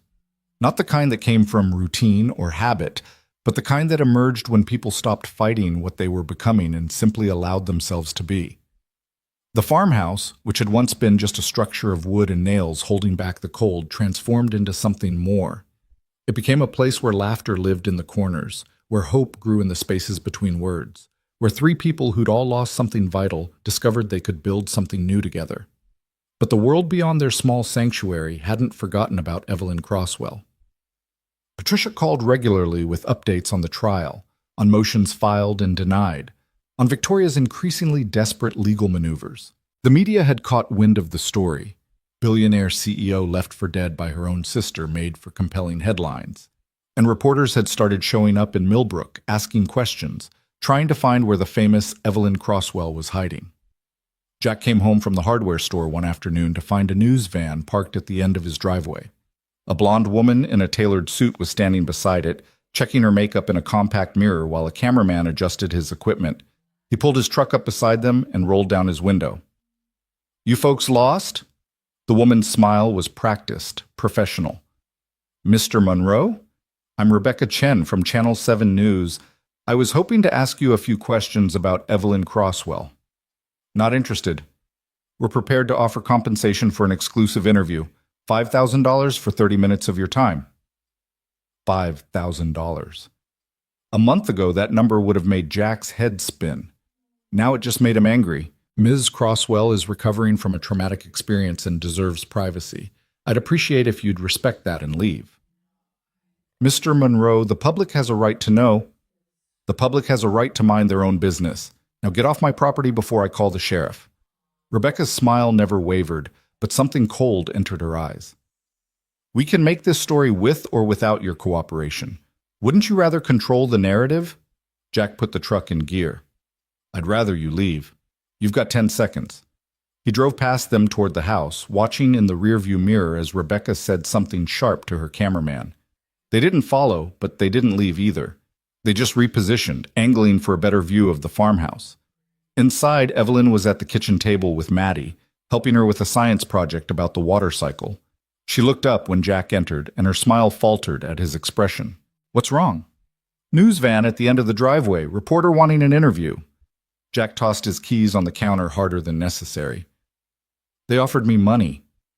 Evelyn's face went pale. "I was afraid of this. Once the trial date was set, I knew they'd start looking for me." "What do we do?" "We ignore them. They can't come onto the property without permission. Eventually they'll get bored and leave." But they didn't leave. By evening, 2 more vans had arrived, along with several cars carrying photographers with long-lens cameras. They lined the road like vultures, waiting for a glimpse of the famous Evelyn Crosswell, waiting for the story that would boost their ratings and advance their careers. Maddie pressed her face against the living room window, watching them with wide eyes. "Why are they here?" "Because some people think other people's pain is entertainment," Evelyn said bitterly. "I'm sorry, sweetheart. I didn't mean to bring this to your home." "It's your home too," Maddie said simply. "And they're mean. Daddy should make them go away." Jack wished it were that simple. He called Sheriff Morrison, who drove out and told the reporters they had to stay on public property and couldn't harass the residents. It helped, but only marginally. The cameras were still there, still watching, still waiting. That night, after Maddie had gone to bed, Jack found Evelyn in the guest room. She'd moved back there after the reporters arrived, some instinct telling her to create distance, to prepare for the inevitable moment when she'd have to leave. She was staring out the window at the news vans, their lights creating small pools of illumination in the darkness. "I should go," she said without turning around. "This isn't fair to you and Maddie. You didn't sign up for media circuses and invasions of privacy." Jack crossed the room and wrapped his arms around her from behind, resting his chin on her shoulder. "We didn't sign up for a lot of things. Doesn't mean we're giving up on them." "Jack, this is only going to get worse. When the trial starts, when I have to testify publicly, it'll be a feeding frenzy, and they'll dig into everything, including you, your finances, your past, your relationship with me. They'll try to make it ugly. Let them try. I've got nothing to hide." "Everyone has something to hide, and even if you don't, they'll invent something. That's what they do." She turned in his arms, her face drawn with worry. "I can't protect you from this. I can barely protect myself." "Then we protect each other." Jack cupped her face, forcing her to meet his eyes. "You think I care what some reporters say about me? You think I care if they print lies or half-truths or whatever sells papers? The only thing I care about is you and Maddie and keeping this family together." "Family," Evelyn repeated, and her eyes filled with tears. "Is that what we are? What else would we be?" She kissed him then, desperate and clinging, like she was trying to memorize the taste of him before it was taken away.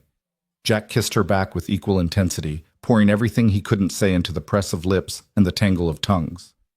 When they finally broke apart, both breathing hard, Evelyn was crying in earnest. "I'm so afraid of losing this," she whispered. "Losing you." "You're not going to lose me. I'm not going anywhere." "You say that now, but when this gets really bad, when they start printing stories about the poor single father corrupted by the rich disabled woman, when they make our love look like some kind of transaction, it won't matter because I'll know the truth. We'll know the truth." Jack brushed her tears away with his thumbs. "I love you, Evelyn. Not your money, not your company, not anything except who you are. And no reporter can change that." She buried her face in his chest, her shoulders shaking with silent sobs. Jack held her, stroking her hair, whispering reassurances into the darkness. And he meant every word. But even as he spoke them, a small part of him wondered if he was strong enough to weather what was coming. He'd find out soon enough. The next morning brought more reporters, more cameras, and a new development that made Jack's blood run cold. Someone had leaked Maddie's name to the press. By noon, articles were appearing online about the 6-year-old girl caught in the middle of the Crosswell scandal. They included her age, her school, even a photo, grainy and taken from a distance, but unmistakably Maddie. Jack saw red. He stormed outside past the property line, directly up to Rebecca Chen's van. You published a story about my daughter. Rebecca had the grace to look uncomfortable. Mr. Monroe, we had a responsibility to report all aspects of she's 6 years old. She's not part of this story. And if you or anyone else publishes another word about her, I will sue you for everything you have. Do you understand me? That's a very serious threat, Mr. Monroe. It's not a threat, it's a promise. Jack's voice was deadly quiet. My daughter has been through enough. She lost her mother 2 years ago. She's finally starting to heal, to be happy again. And I will not let you people turn her life into a spectacle for your ratings. Something in his tone must have convinced her. Rebecca nodded slowly. I'll pull the story, but I can't control what other outlets do. Then I'll deal with them too, one by one if I have to. He turned and walked back to the house, his hands shaking with suppressed rage. Inside, Evelyn was pacing the kitchen, her phone pressed to her ear, her voice sharp with authority. I don't care what it costs, Patricia. I want an injunction. Any outlet that publishes identifying information about a minor child faces immediate legal action. Yes, I know it's aggressive. That's the point. She paused, listening. Good. File it today. She hung up and immediately started dialing another number. Jack watched her transform before his eyes. The soft, vulnerable woman he'd held last night replaced by the CEO who'd built an empire. This was Evelyn Croswell in her element, wielding power like a weapon, protecting what was hers. Who are you calling now? My head of security. I should have done this weeks ago. She held up a finger as someone answered. Marcus? It's Evelyn. I need a team at this address immediately. Full perimeter coverage, electronic countermeasures, and I want those reporters pushed back to at least 500 feet from the property. I don't care if it's public road, find a legal justification. Another pause. Excellent. And Marcus? I want it done today. By evening, black SUVs had arrived, and men in suits were setting up equipment around the property. The reporters, faced with private security and the threat of legal action, retreated to a more distant position. It wasn't perfect, but it was better. Maddie watched the proceedings with fascination. Are those bodyguards, like in the movies? Something like that, Evelyn said, pulling the girl into her lap. I'm sorry you had to see all this. I'm sorry people are being intrusive. It's okay. Daddy says famous people always have to deal with annoying stuff. Maddie patted Evelyn's hand consolingly. But you're not annoying, you're nice. Evelyn laughed, the sound brittle but genuine. Thank you, sweetheart. That might be the nicest thing anyone said to me all day. That night, after Maddie was asleep and the security team had established their positions, Jack and Evelyn sat on the porch wrapped in blankets, watching the distant glow of camera lights beyond the new perimeter. This is my life now, Evelyn said quietly. Even after the trial, even after Victoria's convicted, there will always be cameras, always people watching, always speculation about what I'm doing and why. Is it worth it? The company, the money, all of it? Evelyn was quiet for a long moment. The money itself? No. But what I can do with it, the medicines we make affordable, the research we fund, the people we help, that's worth it. That matters. She looked at him. But I won't lie, Jack. Sometimes I wonder what my life would be like if I'd made different choices. If I'd stayed small, stayed quiet, stayed in my lane. You'd be miserable. You're not built for small and quiet. Neither are you, apparently. You could have turned me away that first day, could have called 911 and kept driving, but you didn't. No, I didn't. Jack took her hand, cold in the winter air, and I don't regret it. Not for a second. Not even with reporters camped outside your home? Not even with your daughter's face in the news? Not even then, because the alternative is not having you. And that's not an alternative I can live with. Evelyn leaned her head on his shoulder, and they sat in silence. Two people clinging to each other in the face of a storm they couldn't control but refused to run from. The trial date was set for January 15th, 6 weeks away. Patricia called it a Christmas gift. Juries were traditionally more sympathetic during the holidays, and prosecutors wanted to capitalize on that sentiment. Victoria's team protested, claiming they needed more time to prepare, but the judge denied the motion. She's running scared, Patricia told Evelyn during one of her visits. Her lawyers know the evidence is damning. They're trying every procedural trick in the book to delay, but it won't work. We have her. What about the others? The board members. Two have taken deals. They're testifying against Victoria in exchange for reduced sentences. The third is going to trial separately. Patricia pulled out a folder. Which brings me to my next point. The prosecution wants you to testify, not just about the attempt on your life, but about everything. The corporate coup, the embezzlement, the systematic abuse of power. They want to paint a complete picture. Evelyn's hands tightened on the arms of her wheelchair. How long would I be on the stand? 2 days, maybe 3. Victoria's team will cross-examine and they'll be brutal. They'll try to rattle you, discredit you, make you look unstable or vindictive. Patricia's expression was grave. I won't lie, Evelyn, it's going to be the hardest thing you've ever done. Harder than being thrown in a ditch and left to die? Different. Physical pain ends. This kind of pain, having your trauma picked apart in front of strangers, having your sister's lawyers call you a liar, that stays with you. Jack, who'd been listening from the doorway, stepped forward. What does she get if she does this, besides justice? Her company back. Full control, reinstated position as CEO. And Victoria goes to prison for attempted murder, conspiracy, fraud. She'll be locked up for decades. Patricia looked at Evelyn.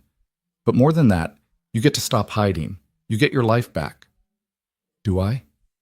Evelyn's voice was small. Or do I just trade one prison for another? The corporate world, the public scrutiny, the constant pressure to prove I'm capable despite my disability? You've already proved that, multiple times over. Have I? Because from where I'm sitting, all I've proved is that people will betray you the moment you stop being useful. That love is conditional. That trust is a luxury I can't afford. Jack knelt in front of her, taking her hands. That's not true. You know that's not true. Do I? Jack, you're kind and good and decent, but you're also practical. What happens when the trial's over and I go back to my real life? When I'm working 18-hour days and attending board meetings and traveling constantly? When I'm not the broken woman who needs saving anymore? Then you'll be the strong woman who saved herself. And I'll be proud as hell. Jack squeezed her hands. You think I fell in love with you because you needed rescuing? I fell in love with you because you're brilliant and fierce, and you look at the world and see what it could be instead of what it is. I fell in love with the woman who changed her company's entire focus to help people instead of making money. The woman who sits with my daughter and explains why the sky is blue and why water freezes. That woman doesn't need saving. She just needs someone to stand beside her. Tears were streaming down Evelyn's face. What if that's not enough? What if I'm not enough? You're more than enough. You're everything. Patricia cleared her throat delicately. I'll give you some privacy. Evelyn, think about the testimony, but I need an answer by next week. After she left, Jack and Evelyn stayed as they were. Him kneeling, her crying, both of them caught in the gravity of decisions that would shape the rest of their lives. I'm terrified of going back, Evelyn finally said. The city, the company, the life I had, it feels like a trap. Like the moment I step back into it, I'll lose everything I've found here. What have you found here? Peace? Purpose? Love. She looked at him through her tears. You, Maddie. A life that isn't defined by my net worth or my disability or what I can do for other people. Just life. Simple and complicated and real. Then don't go back, not to that life anyway. Jack, I can't just walk away from my company. People depend on it. The research we're doing, the medications we're developing, it matters. I know it does. But maybe there's a middle ground. Maybe you can run your company without letting it consume your entire existence. Maybe you can be CEO and still be the woman who helps Maddie with homework. Maybe you can have both. Can I? Because it feels like every time I try to have both, something gets sacrificed. And I'm afraid, her voice cracked. I'm afraid it'll be this, us. Jack stood and pulled her into his arms, lifting her out of the wheelchair and carrying her to the couch.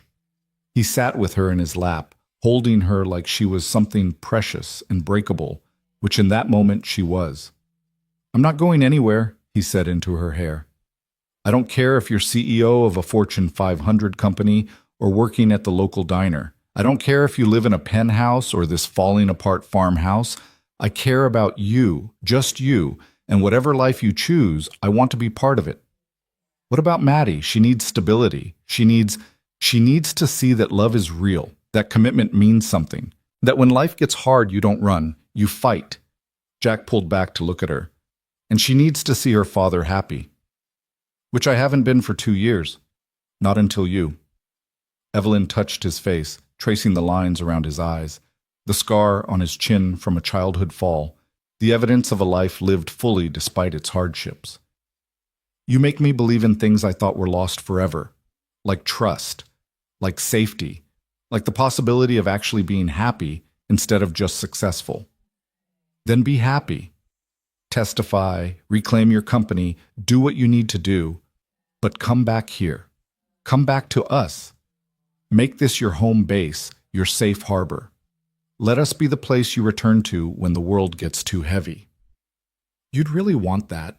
A girlfriend who's gone half the time, who brings corporate drama and media attention and all the complications that come with my life. I'd want you however I can have you. But Evelyn, he paused, choosing his words carefully. I don't want you as my girlfriend. Her face fell. Oh, I want you as my wife. The words hung in the air between them, shocking in their simplicity, terrifying in their implications. Evelyn stared at him, her mouth open, her eyes wide. That's Jack, we've only known each other 2 months. That's insane. I know, but I'm 42 years old. I've been married before. I know what love feels like, and I know what it feels like to lose it. And what I feel for you, he took a shaky breath. It's real. It's strong.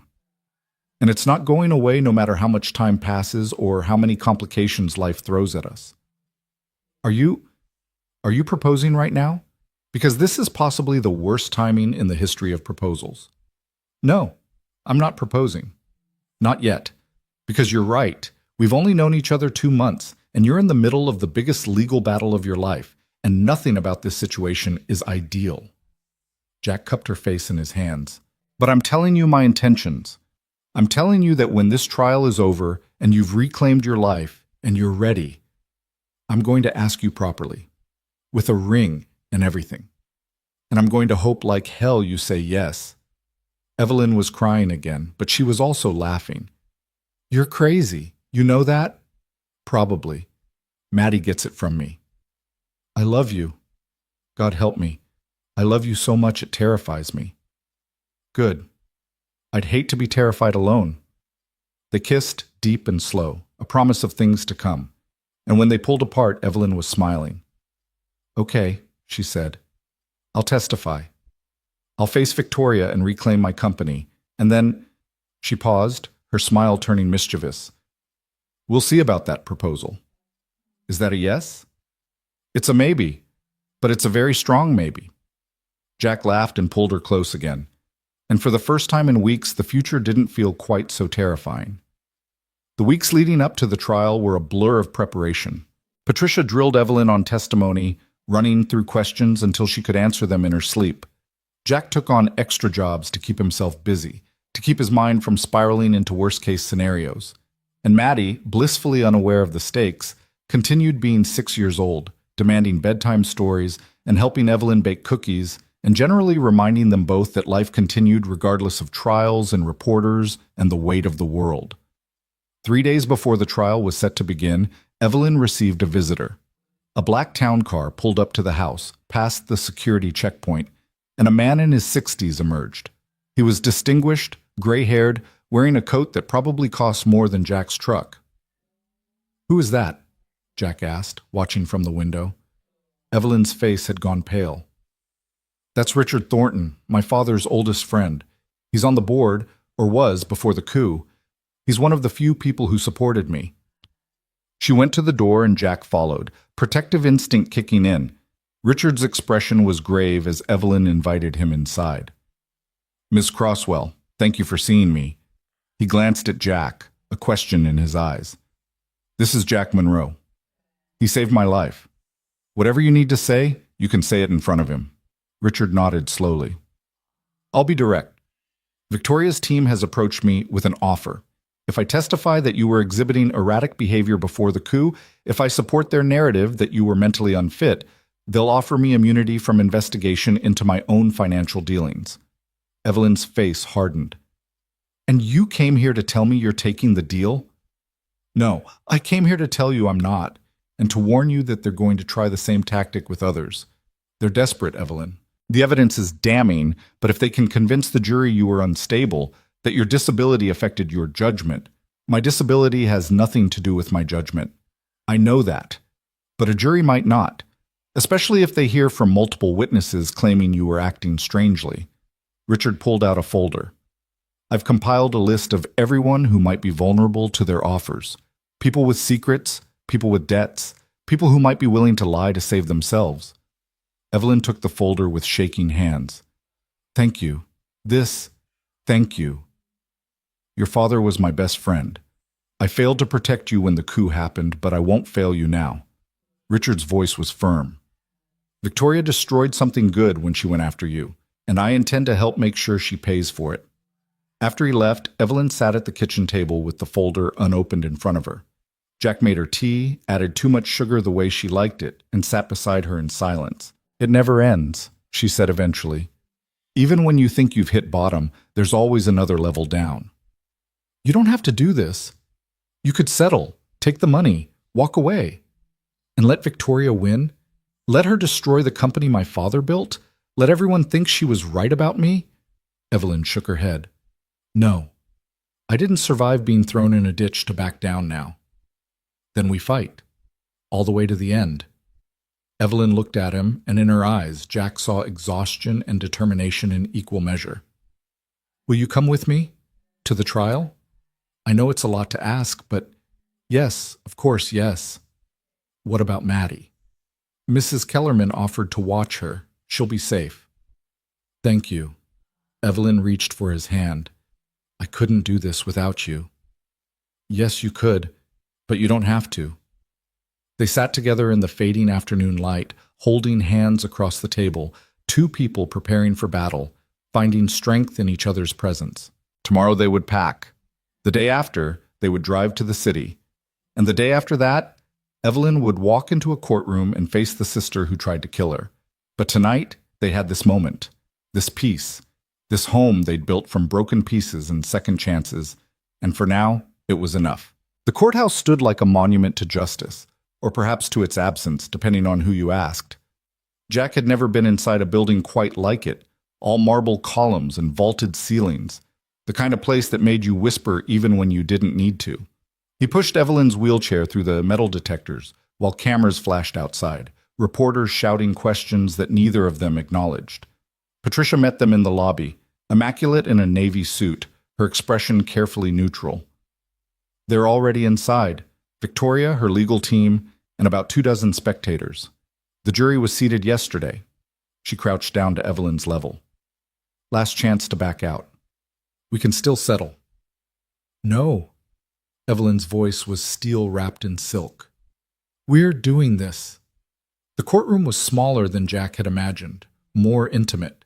Victoria sat at the defense table, flanked by 3 lawyers who probably cost more per hour than Jack made in a month. She looked different than she had at the deposition, thinner, paler, her expensive clothes hanging slightly loose. When Evelyn entered, Victoria's eyes snapped to her sister, and for just a moment something flickered across her face. Regret? Fear? Jack couldn't tell. Then her expression smoothed into practiced indifference, and she looked away. The trial began with opening statements. The prosecutor, a sharp-eyed woman named Caroline Wu, painted a picture of greed and betrayal, of a woman who'd been systematically stripped of her power and then nearly stripped of her life. Victoria's lead attorney, a silver-haired man named Douglas Blackwood, countered with a narrative of mental instability, of a disabled CEO making increasingly erratic decisions, of concerned board members trying to protect a company from its own founder. Jack sat in the gallery directly behind Evelyn, close enough to touch her shoulder when her hands trembled, close enough to remind her she wasn't alone. He watched Victoria throughout Blackwood's statement, watched her nod at the right moments, dab at her eyes with calculated precision. She was good. Too good. For a moment, doubt crept in. What if the jury believed her? Then Caroline called her first witness, and doubt evaporated. Richard Thornton took the stand with the authority of a man who'd spent 40 years in boardrooms. He testified about Evelyn's competence, her vision, her ability to lead despite her disability. He detailed the coup with clinical precision, the backroom meetings, the falsified medical reports, the systematic campaign to undermine her authority. And when Blackwood tried to shake him during cross-examination, Richard didn't budge. "Mr. Thornton, isn't it true that Ms. Crosswell became increasingly paranoid after her accident?" "No, she became increasingly aware of the betrayal happening around her. There's a difference." "But she made accusations against board members." "Accusations that turned out to be true. We found evidence of embezzlement, of kickbacks, of decisions made specifically to enrich certain members at the company's expense. Evelyn wasn't paranoid. She was right." The testimony continued for 3 days. Employees who'd witnessed the coup, accountants who'd uncovered the financial irregularities, the driver who'd been paid to dump Evelyn in that ditch. He'd taken a plea deal and now sat on the stand, pale and shaking, describing how Victoria had given him $5,000 and an address in the middle of nowhere. "She said to make it look like an accident," he testified, his voice barely above a whisper. "Said Ms. Crosswell had wandered off, gotten confused. Said to leave her where nobody would find her for a while." "And did you question these instructions?" "No, I needed the money. My daughter needed surgery. I didn't—" He broke down, sobbing. "I didn't think she'd die. I thought someone would find her." Jack felt Evelyn stiffen in front of him. He leaned forward and squeezed her shoulder gently. She reached up and covered his hand with hers, holding on like an anchor. On the 4th day, Caroline called Evelyn to the stand. The courtroom fell silent as Jack helped her navigate to the witness box. She looked small up there, dwarfed by the judge's bench and the jury box and the weight of everything riding on her testimony. But when she spoke, her voice was clear and steady. Caroline led her through it gently. The accident that had paralyzed her, the changes she'd made to the company afterward, the growing resistance from the board.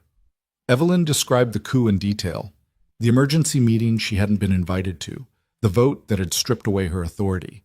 She talked about the lawsuit she'd filed, the evidence she'd gathered, the threats she'd started receiving. What kind of threats? Anonymous emails saying I should disappear, phone calls in the middle of the night telling me to stop fighting, a brick through my apartment window with a note that said, "Back off." Evelyn's hands were clasped tightly in her lap. "I reported everything to the police, but they said without proof of who was sending them, there was nothing they could do." "And then what happened?" "Then I woke up in a car with a bag over my head. I could hear voices, Victoria's voice and at least one other person. They were arguing about where to take me. Victoria said somewhere far, somewhere it would take a while for me to be found." Evelyn's voice cracked slightly.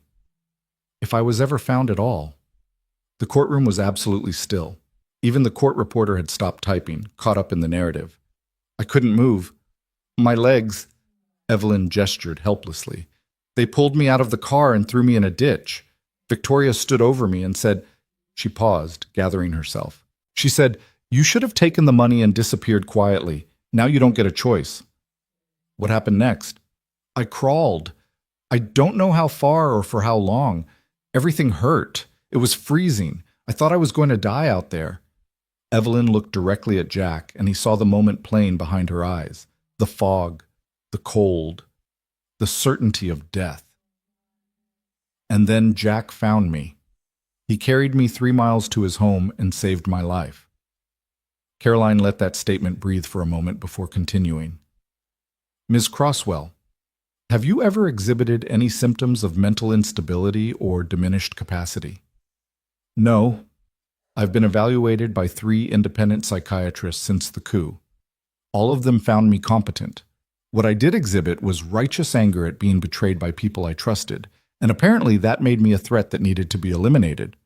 Caroline smiled slightly. No further questions. Blackwood stood for cross-examination, and Jack felt his entire body tense. This was it. This was where Victoria's team would try to tear Evelyn apart. "Miss Crosswell, you've painted yourself as a victim. But isn't it true that your judgment has been impaired since your accident?" "No."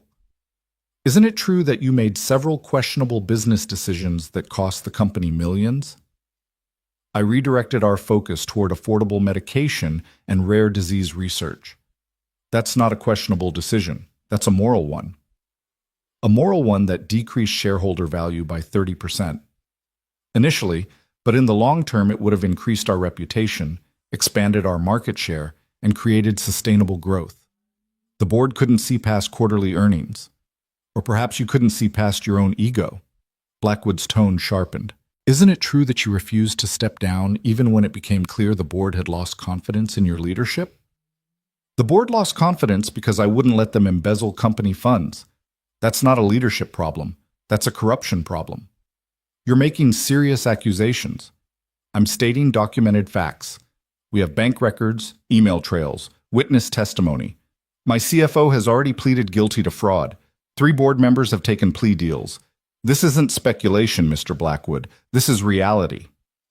The cross-examination continued for 2 more hours. Blackwood tried every angle: her disability, her judgment, her supposed vindictiveness, her relationship with Jack. That last one made Jack's blood boil. Isn't it true, Ms. Crosswell, that you offered Mr. Monroe $50,000 to house you? I compensated him for disruption to his household, yes. $50,000 for 2 weeks seems excessive, unless you were buying something more than just accommodation. Patricia was on her feet immediately. Objection. Counsel is implying sustained. Mr. Blackwood, stick to relevant questions. But the damage was done.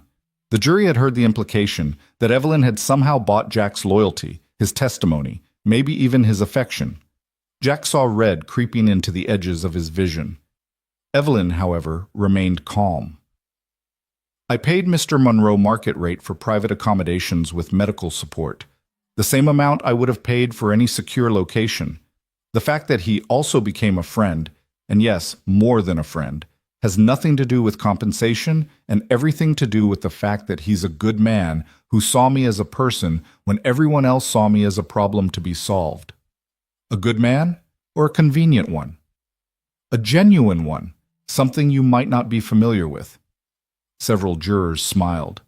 Blackwood's jaw tightened. No further questions. Further?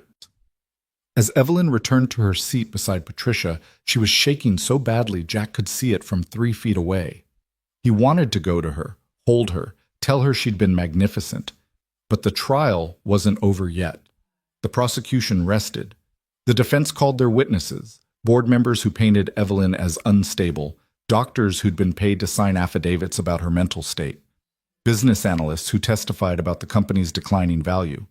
But Caroline dismantled them one by one during cross-examination, revealing conflicts of interest, exposing lies, demonstrating bias. On the 7th day, Victoria took the stand. She was poised, professional, playing the role of concerned sister to perfection. She testified about how worried she'd been about Evelyn, how the disability had changed her, how she'd tried to help but Evelyn had pushed her away. She denied everything: the coup, the threats, the attempted murder. She claimed she'd been in Chicago the night Evelyn disappeared, had alibis, had proof. But when Caroline stood for cross-examination, the facade began to crack. Ms. Crosswell, you testified that you were in Chicago on the night of November 2nd. That's correct. And yet we have cell phone records placing your phone in Millbrook County at 9:47 p.m. that evening. Victoria's lawyer whispered something urgent in her ear. I may have been mistaken about the date. You may have been mistaken about the night you attempted to murder your sister. Objection. Sustained. Counselor, rephrase. You may have been mistaken about the night your sister disappeared under suspicious circumstances. I was traveling a lot. The dates blur together. I see. And do you recognize this? Caroline held up a photograph. Victoria standing beside a black sedan, the same sedan the driver had identified. This was taken by a traffic camera on Route 47, approximately 5 miles from where Ms. Crosswell was found. The timestamp is 9:53 p.m. on November 2nd. Victoria went pale. And this? Another photograph, this one showing Victoria handing something to the driver outside a warehouse. The driver testified you paid him $5,000 cash. We've confirmed the serial numbers on some of those bills. Match cash you withdrew from your personal account 2 days earlier. The courtroom erupted. Victoria's lawyers were on their feet, objecting, demanding recesses, but it was too late. The jury had seen everything. The truth was out there, impossible to deny. When the judge finally called order, Victoria was crying, real tears this time, not calculated ones. She was ruining everything, she said, her voice breaking. The company Dad built. She was going to destroy it with her bleeding heart nonsense about affordable medication and helping people who couldn't pay. She didn't understand business. She didn't understand that sentiment doesn't pay dividends. So you tried to kill her? I tried to. I just wanted her gone. I wanted her to disappear so the company could survive. I didn't mean... She looked at Evelyn for the first time, and her expression was a mixture of hatred and desperation. You always got everything. Dad's love, his company, his legacy. I got scraps. And when you got hurt, I finally saw an opportunity to take what should have been mine. But you couldn't just accept it. You had to fight. You always had to fight. Because it was mine, Evelyn said quietly from her seat. Because I built it into something that mattered. Because I refused to let greed destroy something good. The judge slammed his gavel. Miss Crosswell, you're not to speak out of turn, but I think we've heard enough. He looked at Victoria with something like disgust. I'm calling a recess. We'll reconvene tomorrow for closing arguments. That night, back at the hotel, Evelyn finally broke. Jack held her while she sobbed, years of betrayal and pain and fear pouring out in great heaving gasps. She cried for the sister she'd loved, for the father who'd died too soon, for the company that had been corrupted, for the life she'd almost lost. It's over, Jack whispered into her hair. It's finally over. Is it? What if the jury... They won't. You saw their faces. They believe you. But what if... No what ifs. Not tonight. Tonight you rest. Tomorrow we finish this. And then... He pulled back to look at her. Then we go home. Back to the farmhouse. Back to Maddie. Back to our life. Our life, Evelyn repeated, like she was testing the words. I like the sound of that. The jury deliberated for 4 hours. Jack spent them pacing the hallway outside the courtroom, his phone clutched in his hand, reading Maddie's texts about what she and Mrs. Kellerman were baking. Evelyn sat motionless in her wheelchair, Patricia beside her, both women silent with anticipation. When the bailiff finally called them back, Jack's heart was pounding so hard he thought it might break through his chest. The jury filed in, their faces carefully blank. Jack tried to read them and couldn't. The foreman stood. In the case of the People versus Victoria Crosswell, on the charge of attempted murder in the first degree, we find the defendant guilty. The courtroom erupted. Victoria screamed. Her lawyers immediately began preparing appeals. But none of it mattered because Evelyn was crying and laughing at the same time, and Patricia was hugging her, and Jack was pushing through the barrier to get to her. He dropped to his knees in front of her wheelchair and took her hands. You did it. You actually did it. We did it, she corrected. I couldn't have survived any of this without you. The judge was still speaking, setting a sentencing date, but Jack didn't hear any of it. He only heard Evelyn's voice, only saw her face, only felt the overwhelming relief that this nightmare was finally ending. Outside the courthouse, reporters swarmed. Patricia handled them with practiced ease while Jack and Evelyn slipped out a side entrance. In the car heading back to the hotel, Evelyn was quiet. What are you thinking? Jack asked. That I spent 2 years building my company into something good, and it took 2 months for people I trusted to tear it all apart. She looked at him. And it took one man I barely knew to put me back together. You put yourself back together. I just held some of the pieces. You did more than that. You gave me a reason to fight, a reason to survive. She reached for his hand. Jack, about what you said before, about wanting to, about your intentions. Yes? Ask me. Jack's heart stopped. What? Ask me. Now. Today. I don't want to wait anymore. I don't want to be practical or sensible or think about timing. I want you. I want us. I want our family. Jack looked at the driver, who was very deliberately not listening, then back at Evelyn. I don't have a ring. I don't care about a ring. This is possibly the least romantic proposal in history. I don't care about romance. I care about you. Her eyes were bright with tears and hope. Please, Jack, ask me. So he did. Right there in the back of a town car, still in his courthouse clothes, with no ring and no plan, and nothing but his heart on his sleeve, Jack Monroe asked Evelyn Crosswell to marry him. I don't have much to offer you. A broken-down farmhouse, a daughter who asks too many questions, and a life that's never going to be easy or simple or anything like what you're used to. But I love you. I love you more than I thought I could love anyone again. And if you'll have me, if you'll have us, I promise to spend every day making you happy. Yes, Evelyn said immediately. Yes, yes, 1,000 times, yes. They kissed in the back seat while Chicago traffic crawled around them, and Jack felt something he hadn't felt in years, absolute, uncomplicated joy. The next 2 weeks passed in a blur. Victoria was sentenced to 22 years in prison. The board was dissolved, and Evelyn was reinstated as CEO with full authority. She held her first press conference from the farmhouse porch, Jack and Maddie standing beside her, and announced a new direction for Crosswell Biotech, partnerships with nonprofit organizations, expanded research into rare diseases, and a commitment to keeping medication affordable. My sister tried to kill me because I believe profit shouldn't come at the expense of people, Evelyn said, her voice carrying across the assembled reporters. She failed, and this company will continue to prioritize patients over shareholders. That's not just good ethics, that's good business. The reporters ate it up. Within days, Crosswell Biotech's stock had rebounded. Orders poured in. Partnerships were formed.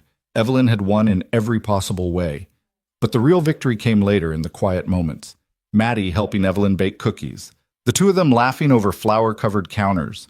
Jack reading to both of them at night. Their small family curled together on the terrible couch. Evelyn working from the kitchen table, running a billion-dollar company in sweatpants while Maddie colored beside her. 2 months after the trial, on a Saturday afternoon when snow was falling soft and silent, Evelyn pulled out 2 small boxes. Jack and Maddie were building a fire in the living room, arguing good-naturedly about the best way to stack logs, when Evelyn cleared her throat. I have something for both of you. Maddie bounced over immediately. Presents? Sort of. Evelyn handed Jack one box and Maddie the other. Open them together. Jack's box contained a key, old brass attached to a leather keychain. What's this? A key to the farmhouse, which I bought last week. You've been renting, right? Well, now you own it, both of you. It's in your names, yours and Maddie's. Jack stared at the key, then at Evelyn, unable to process what she was saying. You bought my house? Our house. I bought our house. Because I'm tired of this being temporary. I'm tired of feeling like I'm visiting my own life. She looked between them. I want this to be permanent. I want us to be permanent. But your company can be run from anywhere. I'll travel when I need to, but my home is here. With you. She turned to Maddie. Your turn, sweetheart. Maddie opened her box and gasped. Inside was a delicate silver bracelet with 3 charms, a house, a heart, and a little girl figure. It's beautiful. Each charm represents part of our family. The house is our home, the heart is our love, and the girl, that's you. The piece that makes us complete. Evelyn's voice was thick with emotion. Maddie, I know I'm not your mother. I could never replace her. But if you'll let me, I'd like to be part of your family.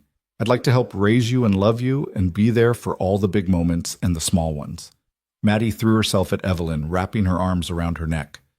Yes, you're already family. You've been family forever. Jack was crying now, unable to stop the tears that had been building for months. He joined them, wrapping both of them in his arms, and they stayed like that for a long time, 3 people who'd all lost something finding everything they needed in each other. Marry me, Evelyn said again, looking at Jack over Maddie's head. Not someday. Soon. I don't want to wait anymore. We just got engaged 2 months ago. So? We've already lived through attempted murder, media circuses, and corporate espionage. I think we can handle a quick engagement. She smiled. Besides, I'm not getting any younger, and I want to start our life together now, not someday. Jack laughed through his tears. Okay, yes, when? Spring, April maybe. Small ceremony, just us and the people we love. Nothing fancy, just real. That sounds perfect. They were married on April 15th in the backyard of the farmhouse, under a canopy of cherry blossoms that Evelyn had paid to have planted. Mrs. Kellerman stood as witness. Patricia flew in from Chicago. A handful of friends and neighbors formed the audience, and Maddie, wearing a white dress and carrying flowers, walked Evelyn down the aisle, or rather, pushed her wheelchair with solemn concentration. The ceremony was simple. They exchanged vows they'd written themselves, promises about partnership and love and choosing each other every day, even when it was hard. Jack slipped a ring on Evelyn's finger, white gold with a small diamond, nothing ostentatious, perfect. Evelyn gave Jack a matching band and whispered, "You make me believe in second chances." When the officiant said, "You may kiss your bride," Jack lifted Evelyn from her wheelchair and kissed her while everyone cheered, and for one perfect moment, everything else fell away. The past pain, the future uncertainty, all of it. There was only this: a man, a woman, a little girl, and the life they were building together. The reception was held in the farmhouse, casual and warm. They ate cake, danced to music from a borrowed speaker, and laughed until their sides hurt. Maddie gave a toast that consisted entirely of, "I love you both, and I'm glad you got married," which made everyone cry. Richard Thornton attended and told stories about Evelyn's father that made her smile through tears. Even Sheriff Morrison stopped by with congratulations and an assurance that the remaining reporters had finally given up and gone home. As the sun set and guests began to leave, Jack found himself on the porch with Evelyn, watching the sky turn gold and pink. Maddie was inside, showing Patricia her room, chattering away about school and friends, and all the normal, beautiful things that filled a child's life. "I keep waiting for something to go wrong," Evelyn admitted, "for this to be too good to be true." "It's not too good, it's just good. We earned this." "Did we?" "Because it feels like I won the lottery. I lost everything, my company, my trust in people, nearly my life. And somehow I ended up here, with you, with Maddie, with this life that's better than anything I had before." "You didn't lose everything. You lost the wrong things. And you found the right ones." Evelyn leaned her head on his shoulder.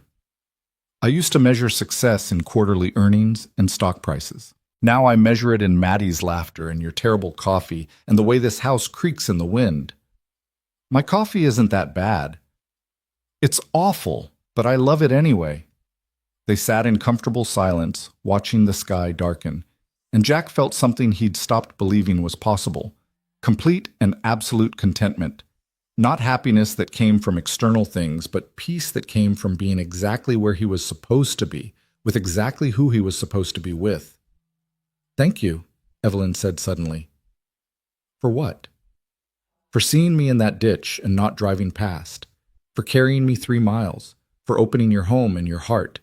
For giving me a family when I thought I'd never have one. You gave me the same thing. A reason to stop just surviving and start living again. We saved each other then." "Yeah, we did." Inside, Maddie was calling for them, something about Patricia wanting to see photos from when she was a baby. Evelyn laughed and started to wheel toward the door, but Jack stopped her. He knelt down, looked her in the eyes, and said the thing he'd been thinking for months but hadn't quite known how to articulate. "I don't believe in fate. I don't believe things happen for a reason, but I believe in choice. And every day, I choose you. Every single day, I choose this life, this family, this love. And I'll keep choosing it for as long as you'll have me." Evelyn's eyes filled with tears. "I'll have you forever. Is that long enough?" "It's a good start." They kissed as the last light faded from the sky. Two people who'd been thrown away by the world finding something precious in each other. And when they finally went inside hand in hand, it wasn't to end something but to begin it. A marriage, a family, a life built on the simple, radical notion that broken people could heal each other, that love could survive anything if you were brave enough to fight for it. The farmhouse settled around them like a warm blanket, its walls holding stories of pain and recovery, loss and discovery. Everything that had brought them to this moment. In the morning, Evelyn would start planning the company's next phase. Jack would fix the leak in the bathroom. Maddie would demand pancakes with too much syrup. But tonight, they were just three people who'd found each other against impossible odds, who'd chosen love over fear, who'd built something beautiful from the wreckage of their old lives. Sometimes love didn't arrive to rescue you, they'd learned. Sometimes it arrived to rebuild you. And sometimes, if you were very lucky, it arrived to remind you that your story wasn't over. It was just beginning. Outside, snow began to fall, the last snow of winter, soft and silent and full of promise. Inside, the Monroe Crosswell family sat together on their terrible couch, wrapped in Sarah's quilt, watching old movies and eating popcorn and being exactly what they'd always needed to be: complete.